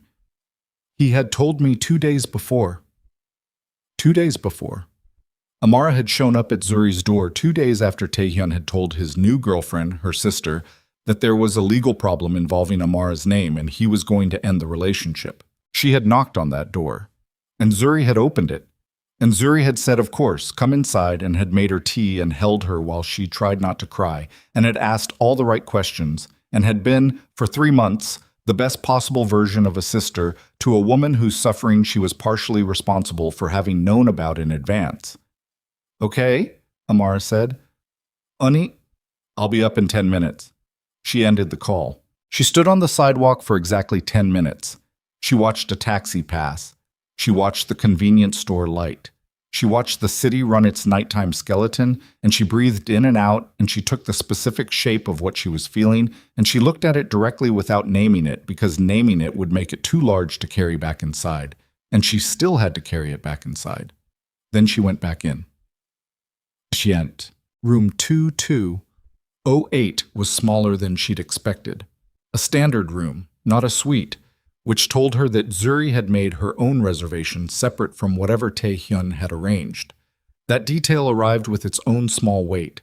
Her sister had kept a room of her own on her wedding night, in a hotel where her husband had the presidential suite. She knocked. The door opened immediately. Zuri had been standing behind it. She was still in the wedding dress. No, not the wedding dress. She had changed into a hotel robe at some point, but her hair was still done, or half done. The pins coming out, the careful construction of it loosening at the edges. She looked like someone who had started to take herself apart and then stopped partway through because something had interrupted the process. She looked at Amara the way people look at oncoming things they cannot move away from. Amara walked past her into the room. She sat in the chair by the window. The city outside. Again. Still. Always the city outside. Zuri stayed near the door for a moment, then moved to the edge of the bed and sat. She did not speak. She was waiting, which was smart of her. The first intelligent tactical decision Amara could identify in a timeline that had been defined by the absence of them. Tell me the whole thing, Amara said. From the beginning, the actual beginning. Zuri's hands were in her lap, turned palms up in a gesture that was either surrender or the position of someone too tired to make fists anymore. He came to me in August, she said. You were in Busan. He came to my apartment and he came to you. Yes. Not the other way around. No. Her eyes were steady. She was choosing, Amara could see, to give this straight, not to manage it, not to shape it toward the version that was easiest to receive, just the structure of it, exposed. He came to me. He said there was a problem, that someone in his legal team had filed a property under your name without authorization, and that there was going to be an investigation, and that he needed to end the relationship with you before investigators established recent association. And you said what? I said, Zuri stopped. Her jaw moved. I didn't say anything for a long time. I didn't understand why he was telling me, instead of just telling you. But you understood eventually.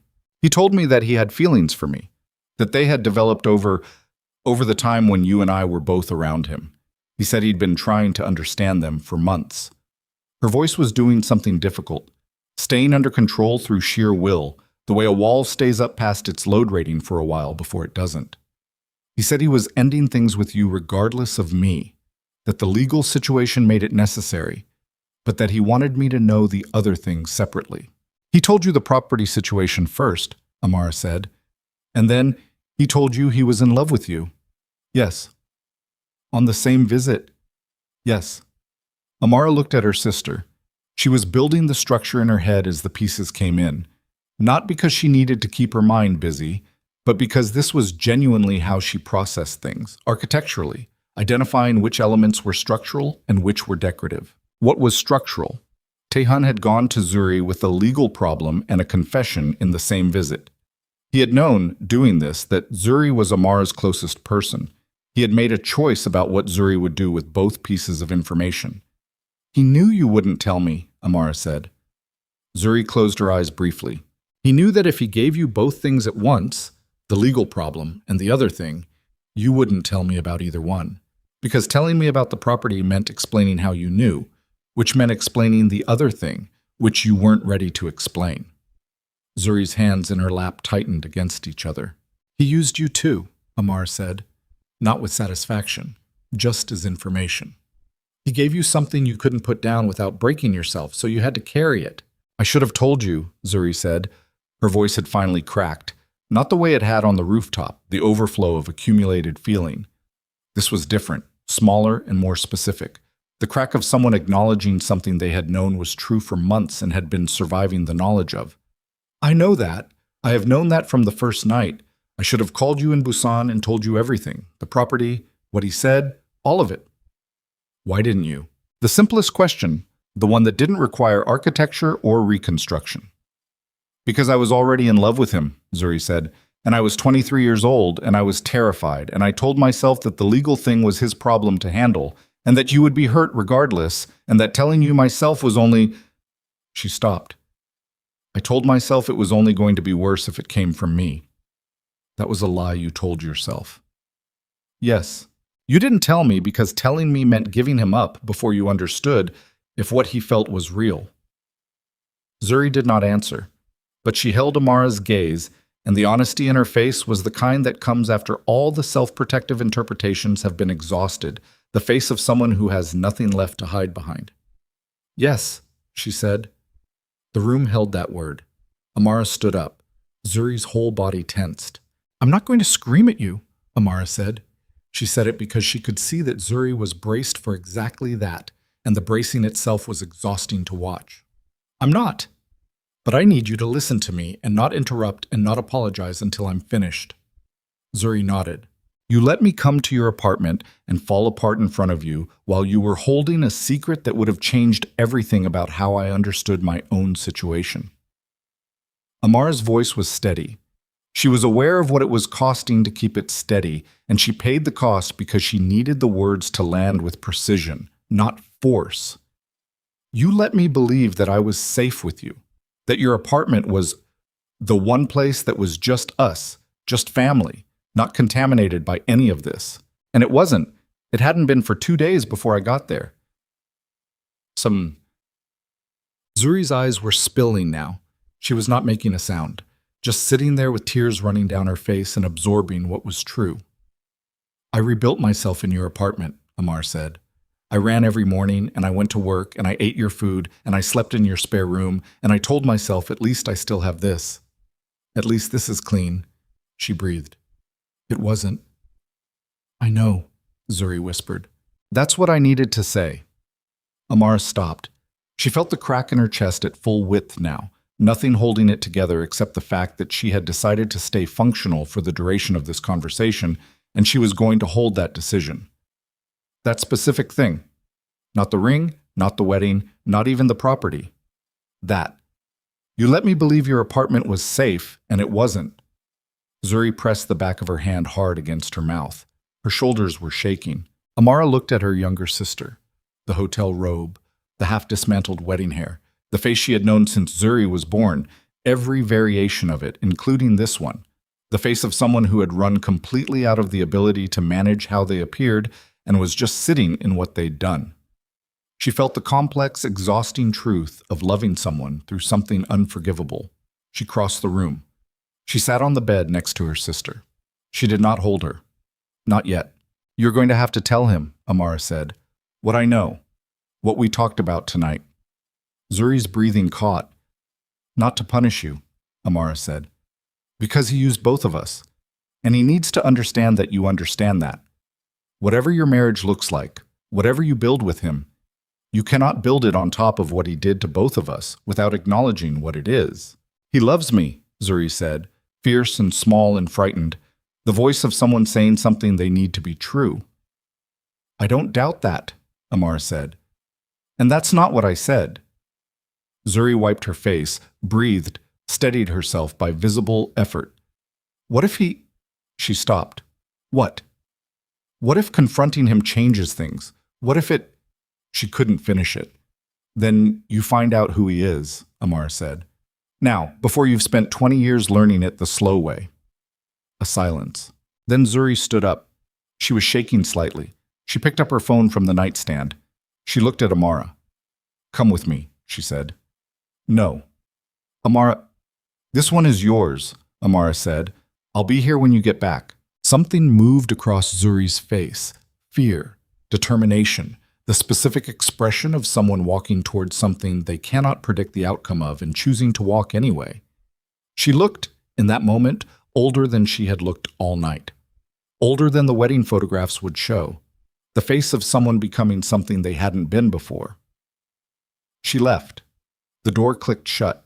Amara sat on the edge of the hotel bed in the silence of room 2208 and listened to the city outside and waited. 22 minutes. That was how long it took.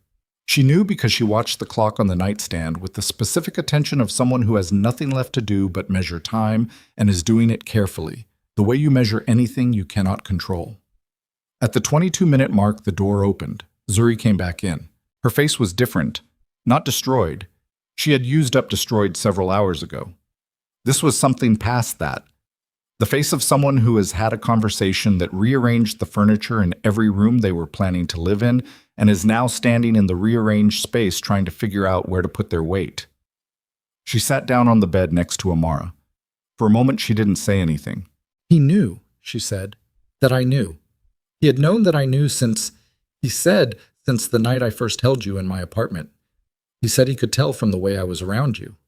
Her voice was very quiet. He let it go on. He told himself you were safer not knowing, that the further you were from the legal situation, the cleaner it would be for you. She stopped. He was not wrong about that part. No, Amara said. He wasn't. But he was wrong about the rest of it. Yes. Zuri turned to look at her. Her eyes were dry now. The specific dryness of someone who has moved through all the water their body had available for this particular grief and is now in the country on the other side of it. He's going to fix it, she said. The documents. He's making calls right now. He said you'll have everything you need by morning. I know, Amara said. He told me that already. He also said... She stopped. He said to tell you he's sorry and that he knows what that's worth. Amara looked at her hands in her lap. What did you tell him? She said. When you confronted him. I told him that what he did to you, using your documents, using me, letting both of us carry things we shouldn't have had to carry, was not something I was going to let him not acknowledge. Her voice was steadier than Amara had heard it all night, the steadiness of someone who has just discovered a load-bearing capacity they didn't know they had. I told him that I love him, and I am going to stay with him, and I am going to figure out how to build something real with him, but that he was going to spend the rest of our lives making different choices than the ones that led to tonight. And? He said yes. A long silence. He said yes like he meant it? Amara asked. He said yes like a man who just watched the two women who know him best refuse to let him manage his way out of what he actually is. Something shifted in Zuri's expression, not quite dark and not quite the complicated pride of someone who has just done something hard. He looked scared. I have never seen him look scared before. Good, Amara said. They sat. The city ran outside. Then Amara's phone rang. Unknown number, different from Park Sung-jin's number. She looked at it. Are you going to answer? Zuri asked. She answered, Ms. Okoye. A woman's voice this time. Precise, official, the kind of voice that was trained to deliver information without emotional register. My name is Detective Investigator Choi Hae-won, Financial Crimes Unit. I apologize for the hour. I'm calling because we've received documentation tonight that was submitted on behalf of Kang Tae-hyun's legal representatives. It pertains to the Gangnam property registration that bears your name. Amara did not look at Zuri. She kept her eyes on the window, the city, the river beyond it, somewhere, carrying its black water. I'm listening, she said. The documentation indicates that the signature on the original filing is inconsistent with a certified copy of your signature from independent records, and that the identification details were obtained without your authorization. We'll need to conduct a formal interview, but I want you to know that based on the preliminary review, you are not currently a subject of our investigation. Not a subject. Not currently. The specific precision of legal language doing what it was designed to do, closing one door while leaving the shape of another one visible. When would you need me for the interview? She said. We can accommodate your schedule given that you're traveling. She stopped. How do you know I'm traveling? A brief pause. Mr. Kang's representatives indicated you had accepted an international position. We can arrange for the interview to be conducted remotely or before your departure, whichever you prefer. He had told them she was leaving. She didn't know what to do with that information yet, so she filed it. "I'll arrange something with my lawyer before Monday," she said. "Of course. I'll send a contact number to this line." The call ended. She set the phone down on the bed between her and Zuri. Zuri was looking at her. "It's going to be okay," Zuri said.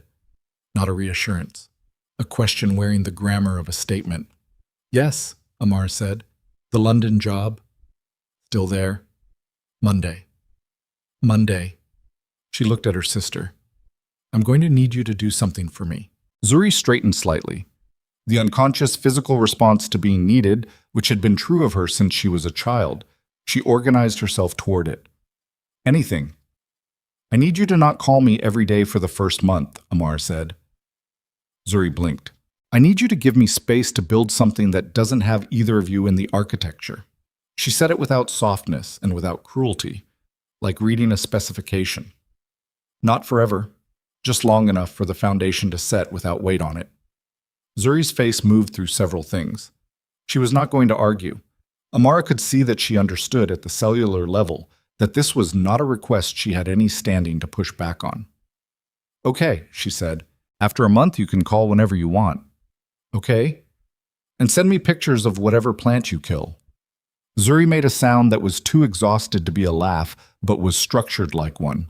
They sat together in room 2208 as the Seoul night moved toward dawn, the city outside running on its skeleton, the Han River doing what it had always done, and the two of them doing what they had always done even when everything between them was broken, sitting close enough to feel the warmth of the other person without requiring it to fix anything. At 4:47 a.m., Amar's phone buzzed with an email from an address she didn't recognize. The subject line read, "Documentation, Gangnam registration, authorized release." She opened it. 14 attachments, the certified copies, the expert analysis, the legal declaration, Taehyun's own statement, signed, everything she needed. She scrolled through it slowly.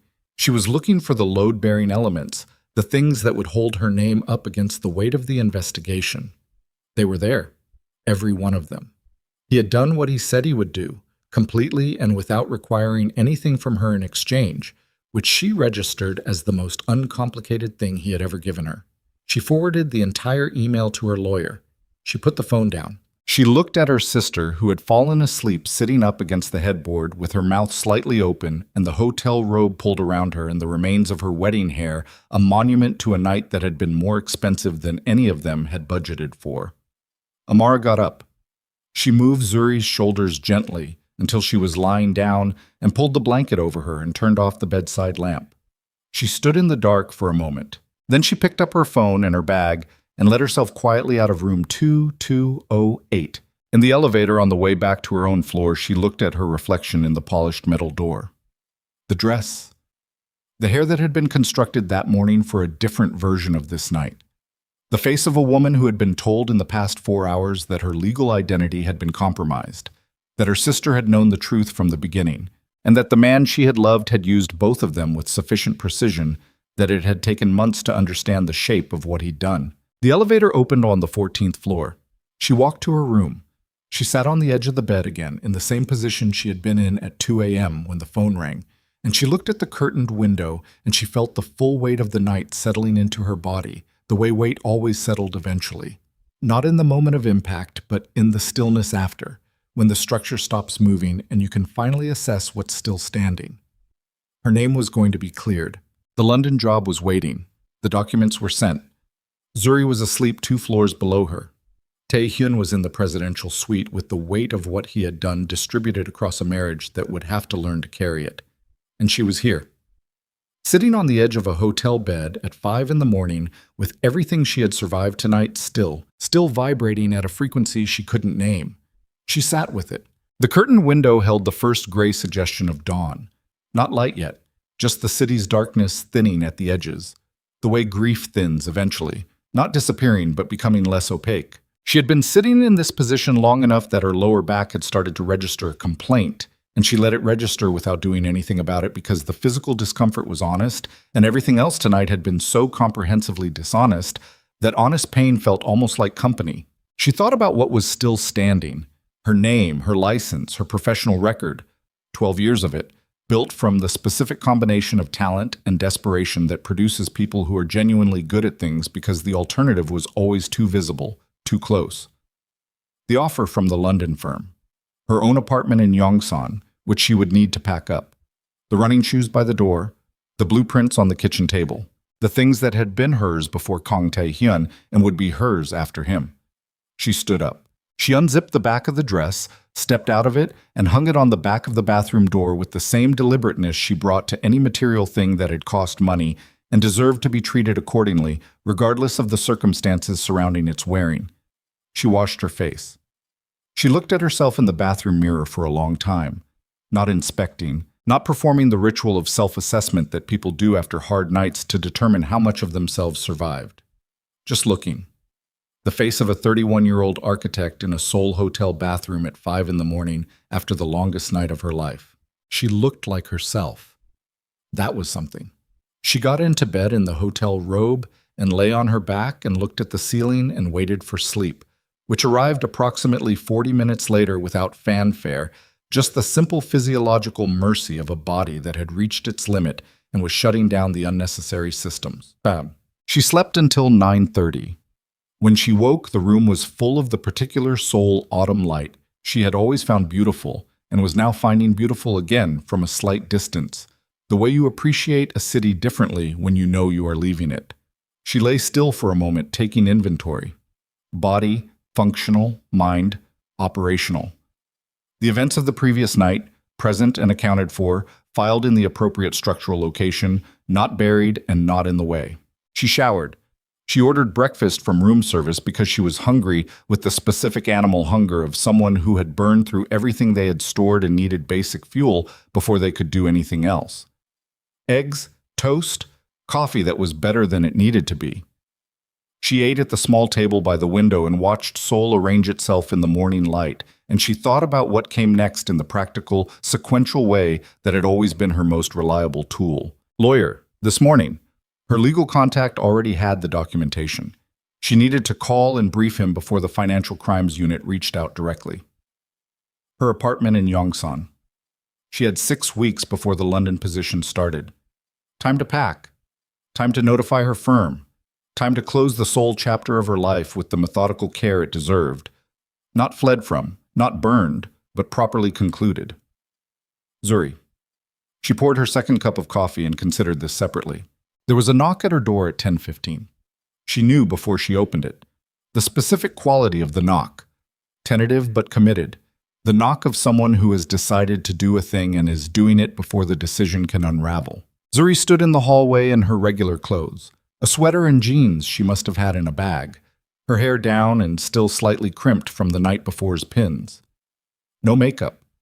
The face of someone who had also slept a few hours and woken up and chosen to come here first. She was holding 2 cups of coffee from the hotel lobby cafe. She held one out. Amara looked at it, looked at her sister. She took the coffee. She stepped back from the doorway. Zuri came in. They sat at the table by the window. Zuri in the chair, Amara on the edge of the bed. And for a moment, neither of them said anything. The city ran outside. Someone on the street below was arguing with a delivery driver. An ordinary Sunday morning argument. No stakes, nothing to lose. How did you sleep? Amara asked. Maybe 3 hours. Zuri wrapped both hands around her coffee cup. You? About the same. A pause. He was gone when I woke up, Zuri said. There was a note. He went to meet with his legal team. She looked at the cup in her hands. He left me the name and direct number of the investigator handling your case, with a note that said to give it to you. I already have it. I know, I figured. She looked up. I just wanted you to know he did it anyway. Left it like I might need to be the one to give it to you. Amara understood what Zuri was telling her without Zuri being able to say it directly. That Tae-hyun had found a way, even in that small gesture, to give Zuri a role in Amara's protection. Something to carry toward her sister rather than away from her. It was, she thought, either very calculated or very human. With him, she had never been able to fully separate the two. He's going to be complicated for a long time, Amara said. I know. You understand that? Yes. Zuri's voice was quiet, but not fragile. The voice of someone who has moved through something and is standing on the other side of it in a different posture than they arrived in. I'm not walking into this thinking it's going to be easy. I'm not walking into it thinking I deserve easy. Good. I'm walking into it because he's... She stopped. Because whatever he is, he's also the person I love. And those two things don't cancel each other out. They just both have to be true at the same time. Amara looked at her sister, 23 years old and sitting in a hotel room the morning after her wedding in jeans and a sweater holding a coffee cup with steady hands, saying something real. You're going to be okay, Amara said. I don't know that yet. Neither do I, Amara said. That's what okay means. You don't know it yet and you go anyway. Zuri looked at her, the morning light on her face, the crimped hair, the particular expression of someone who is very young and has just gotten very old in the space of a single night and is sitting with both versions of themselves simultaneously. I have something to give you, Amara said. She got up. She went to her bag and retrieved the single item she had been carrying for 3 weeks without knowing exactly when the moment would be right.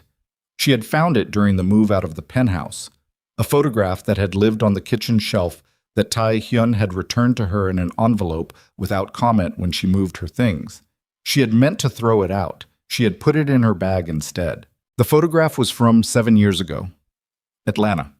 Their cousin's backyard. Amara was 24, Zuri was 16, and they were standing in the afternoon sun with their arms around each other and squinting at whoever was holding the camera, and Amara was laughing at something, and Zuri was looking up at her with the expression of someone watching something they want to be when they grow up. She held it out. Zuri took it, looked at it. Something crossed her face. You always took care of me, Zuri said. Yes. Even when I didn't deserve it. Especially then, Amara said. That's not going to change. But the version of taking care of you that requires me to be close by, that has to change. For a while. She sat back down on the edge of the bed. You have a husband now. Learn how to be taken care of by him. Learn how to take care of him back. That's what you chose. So choose it fully. Zuri pressed the photograph against her chest. And if it falls apart? She asked. Then you call me and I get on a plane, Amara said. But it's not going to fall apart. You're not as fragile as you think you are. You never were. Zuri looked at her with wet eyes, and the specific expression of someone hearing something they needed to hear said out loud by the specific person who needed to say it. I'm sorry, Zuri said. Not for the first time, but differently than the other times, without the layer of self-protection that apologies usually carry. Just the two words, plain and expensive and insufficient and the only thing available. I know you are, Amar said. Does that? Zuri stopped. She was choosing her words with unusual care, which was not natural for her. Zuri had always been someone who said the thing directly and then figured out whether she should have. Does it matter? Sorry. Does it actually? Yes, Amara said. It doesn't fix anything, but it matters. Zuri breathed. Okay, she said. Well, they said goodbye in the hotel lobby at noon. Tae-hyun was there. He had come back while they were finishing their coffee, had knocked on the door and stood in the hallway with his jacket on and the look of a man who has spent a morning doing difficult things and is not finished with them yet. He had looked at Amara and said, The interview is arranged for Thursday. Your lawyer will get the full briefing by end of day. Then he had looked at her for one moment longer, the way he had looked at her on the rooftop. That expression she had no name for, and he had said, Have a good life, Amara. And she had understood that he meant it with the full weight of someone saying a thing they cannot afford to mean, and are saying anyway. She had said, Take care of her. He had said, Yes. That was all. In the lobby, Zuri held her for a long time. Longer than was comfortable. Long enough that Amara could feel her sister's heart beating against her own chest, and she held her back with both arms and let it last as long as it needed to last, which turned out to be almost a full minute, which was a long time to stand still in a hotel lobby on a Sunday morning. When Zuri finally stepped back, her eyes were swollen, and she was trying to smile and mostly managing it. 1 month, she said. 1 month, Amara confirmed. Then you can call whenever you want. What if I see a really funny plant? Then you take a picture of it and you wait. Zuri laughed. The real laugh. The one that came without permission, the one Amara had been hearing since Zuri was old enough to find things funny. It lasted about 3 seconds, and then Zuri pressed her hand over her mouth and shook her head. "Go," Amara said, "before one of us changes our mind." Zuri went. She walked across the lobby and through the door, and Tae-hyun was waiting outside, and he touched the small of her back as she reached him, automatically, and they walked away together into the ordinary Seoul Sunday, and Amara watched until they turned the corner and were gone. Then she stood in the hotel lobby alone for a moment. Then she went upstairs, packed her overnight bag with the efficiency of someone who has been packing bags in difficult circumstances for long enough that it requires no emotional overhead, and checked out. The week that followed was the kind of week that looks, from the outside, like logistics, and is actually something else entirely. She called her lawyer Monday morning. The interview with the Financial Crimes Unit was scheduled for Thursday by video, which her lawyer attended with her, and which lasted 90 minutes. And at the end of which the investigator told her that the evidence supporting the authenticity dispute was comprehensive and that she could expect to be formally cleared within 2 to 3 weeks. She thanked the investigator without feeling much, because relief at that scale doesn't arrive immediately. It arrives later, in smaller installments, when you're doing something ordinary and suddenly realize you're not bracing for anything. She told her director Tuesday. He sat across from her in the conference room with his hands flat on the table and listened to her explain that she was taking the London position and that she was giving 6 weeks' notice. And then he was quiet for a moment, and then he said, "I should have pushed you harder on Singapore 2 years ago," which was the most personal thing he had ever said to her, and which she received without knowing quite what to do with it. She said, "You would have pushed. I wouldn't have gone." He said, "That's probably true." She spent the evenings of that week in her Yongsan apartment packing. She had more than she realized. The accumulation of a life built in a city she had meant to stay in forever, all the material evidence of permanence. She was systematic about it. Keep, donate, ship to London, leave behind. The architectural drawings from her first Seoul project she boxed carefully. The plants she had kept alive for 3 years she gave to her neighbor, a woman in her 60s who had watered them twice when Amar was traveling, and who received them with the satisfaction of someone who had always suspected they were being underloved. She kept the running shoes. She did not keep the photograph of herself and Tae-hyun that she found at the back of a desk drawer, taken at some restaurant 2 years ago where they had gone for her birthday. Both of them slightly dressed up, his hand on the back of her chair, her leaning toward whatever he was saying. She looked at it for a full minute. She put it in the recycling, not with anger, just with the understanding that some things are not useful to carry forward, and that this was one of them. On her last morning in Seoul, she ran. She ran her old route along the Han River before the city got loud, in the gray pre-dawn when the water was dark and the light was undecided and there were only other runners and the occasional delivery driver and the accumulated silence of a city not yet fully awake. She ran for 60 minutes. Her body knew the route completely. Every turn, every incline, every bench, the specific feel of the path surface under her feet at each section. The knowledge of a body that has moved through a place enough times that the movement itself becomes a kind of fluency. She ran past the bench near the Mapo Bridge where she had sat 2 months ago and given herself 10 minutes to think about his hands. She did not stop. She kept running. When she got back to the apartment, the sun was fully up and Seoul was making all its ordinary noise. She showered. She made coffee. She stood at the kitchen window drinking it and looked out at the building across the alley, and the woman on the 4th floor who was not washing dishes this morning, but was watering a plant on the windowsill, and Amara watched her water the plant with the careful attention of someone who has decided that this particular living thing is going to survive. And she thought about Zuri and the photographs of killed plants she would receive in a month, and she smiled at the window at no one. She set down her coffee cup.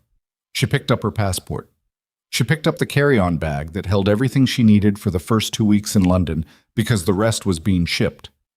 She took one last look at the apartment, empty now except for the things she was leaving for the building manager to clear.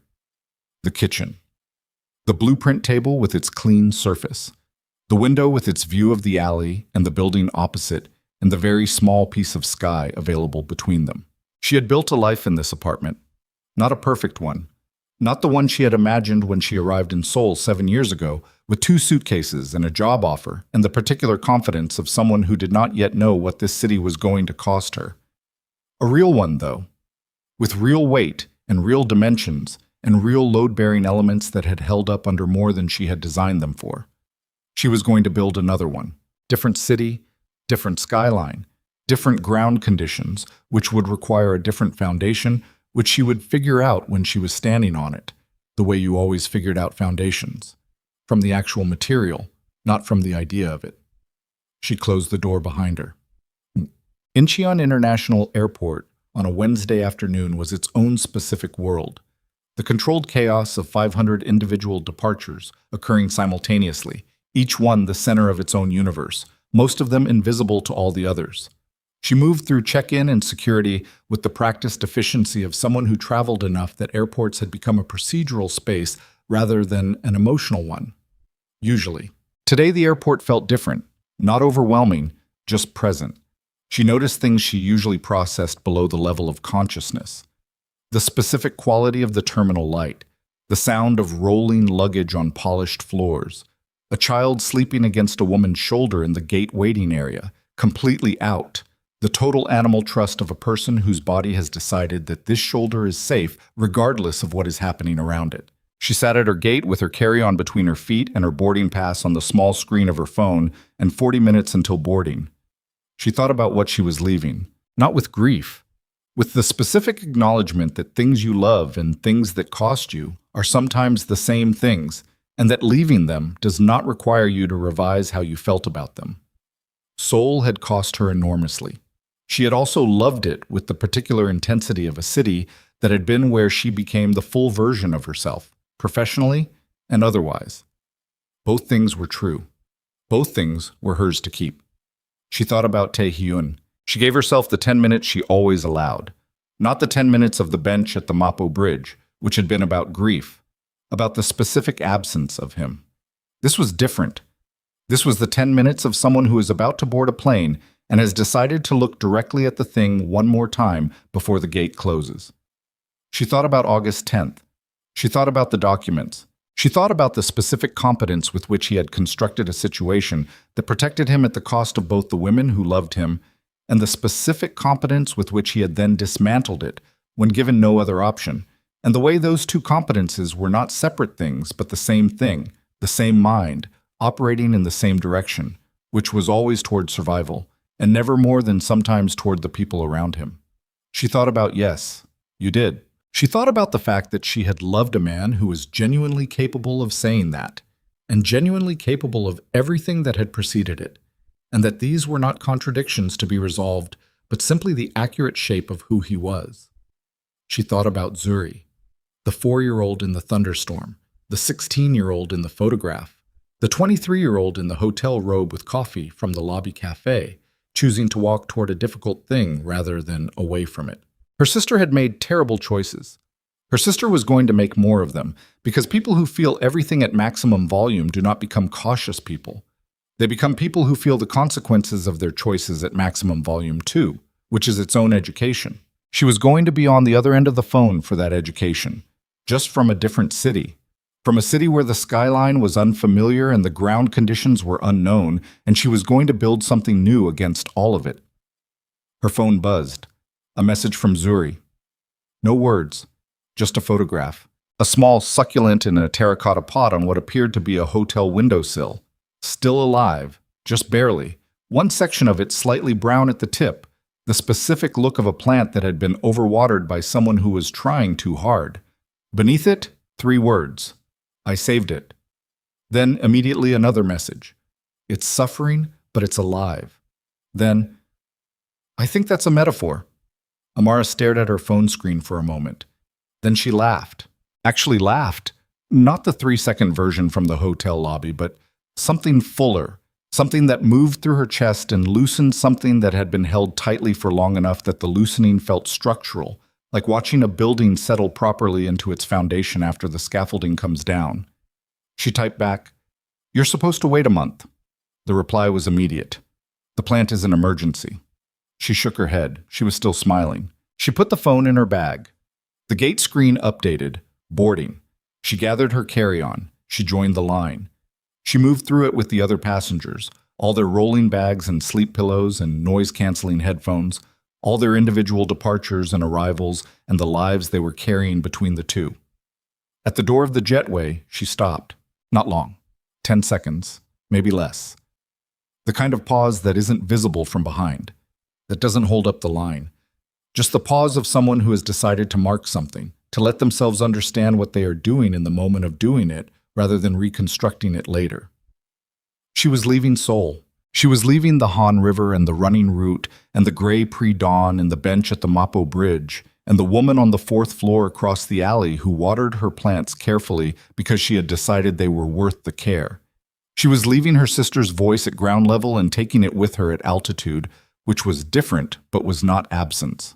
She was leaving the version of herself that had built a life around the coordinates of someone else's existence, and she was taking with her the version that had survived finding out what that cost. She was leaving the city where Kang Tae-hyun walked and breathed and made his choices and would go on making them. And she was taking with her nothing he had given her and everything she had built in his vicinity that was genuinely hers, the work, the runtimes, the architectural knowledge of what she was capable of under load. She moved through the door, the jetway, the plane door, the cabin with its overhead lights and the attendant who checked her boarding pass and said something pleasant that she responded to automatically. Her seat, window, the tarmac visible outside and the sky above the tarmac, the particular gray-blue of a Seoul autumn afternoon beginning its slide toward evening. She stowed her carry-on. She sat down. She buckled. She looked out the window. The ground crew moved below, their orange vests bright against the tarmac, each of them with a specific job in the sequence that had to happen before anything could become airborne. She watched them do it.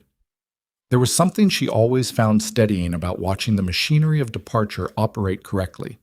The checks and counterchecks, the precision of it, the absolute requirement that every load-bearing element be verified before any weight was trusted to the air. The plane began to move. She felt the familiar shift, the slow pivot away from the gate, the acceleration, the city running alongside outside the window, and then dropping back, and then the particular moment of lift when the ground releases you. And the only thing between you and whatever comes next is the physics of trust, which is not nothing, which is actually the only thing, which is the same thing you needed all along. Seoul fell away below. She watched it until the cloud cover took it. Then she looked at the back of the seat in front of her. She breathed. In, out, simple. Her hands rested open on her thighs, not holding anything, not gripping the armrests, just resting, the hands of someone who has put down the weight of the last 4 years and is sitting in the specific lightness that comes after, which is not happiness exactly, not yet, but is the necessary condition for it. The empty hands, the cleared ground, the structural possibility of something that hasn't been built yet. The plane climbed. London was 9 hours and 40 minutes away. She closed her eyes. She did not think about what she was flying toward. There would be time for that. Months of it. The slow accumulation of a new city under her feet, new ground conditions, new load calculations, the incremental process of building a life in a place that owed her nothing and would require her to earn every inch of it. There would be time. Right now she let the plane carry her. Right now she let herself be a woman in the air between one thing and another, which is a temporary position, which is the only position from which anything new has ever been built. The suspension between what was and what hasn't happened yet, the specific altitude of the moment before you know what the ground will feel like. She had been here before. She knew how to land.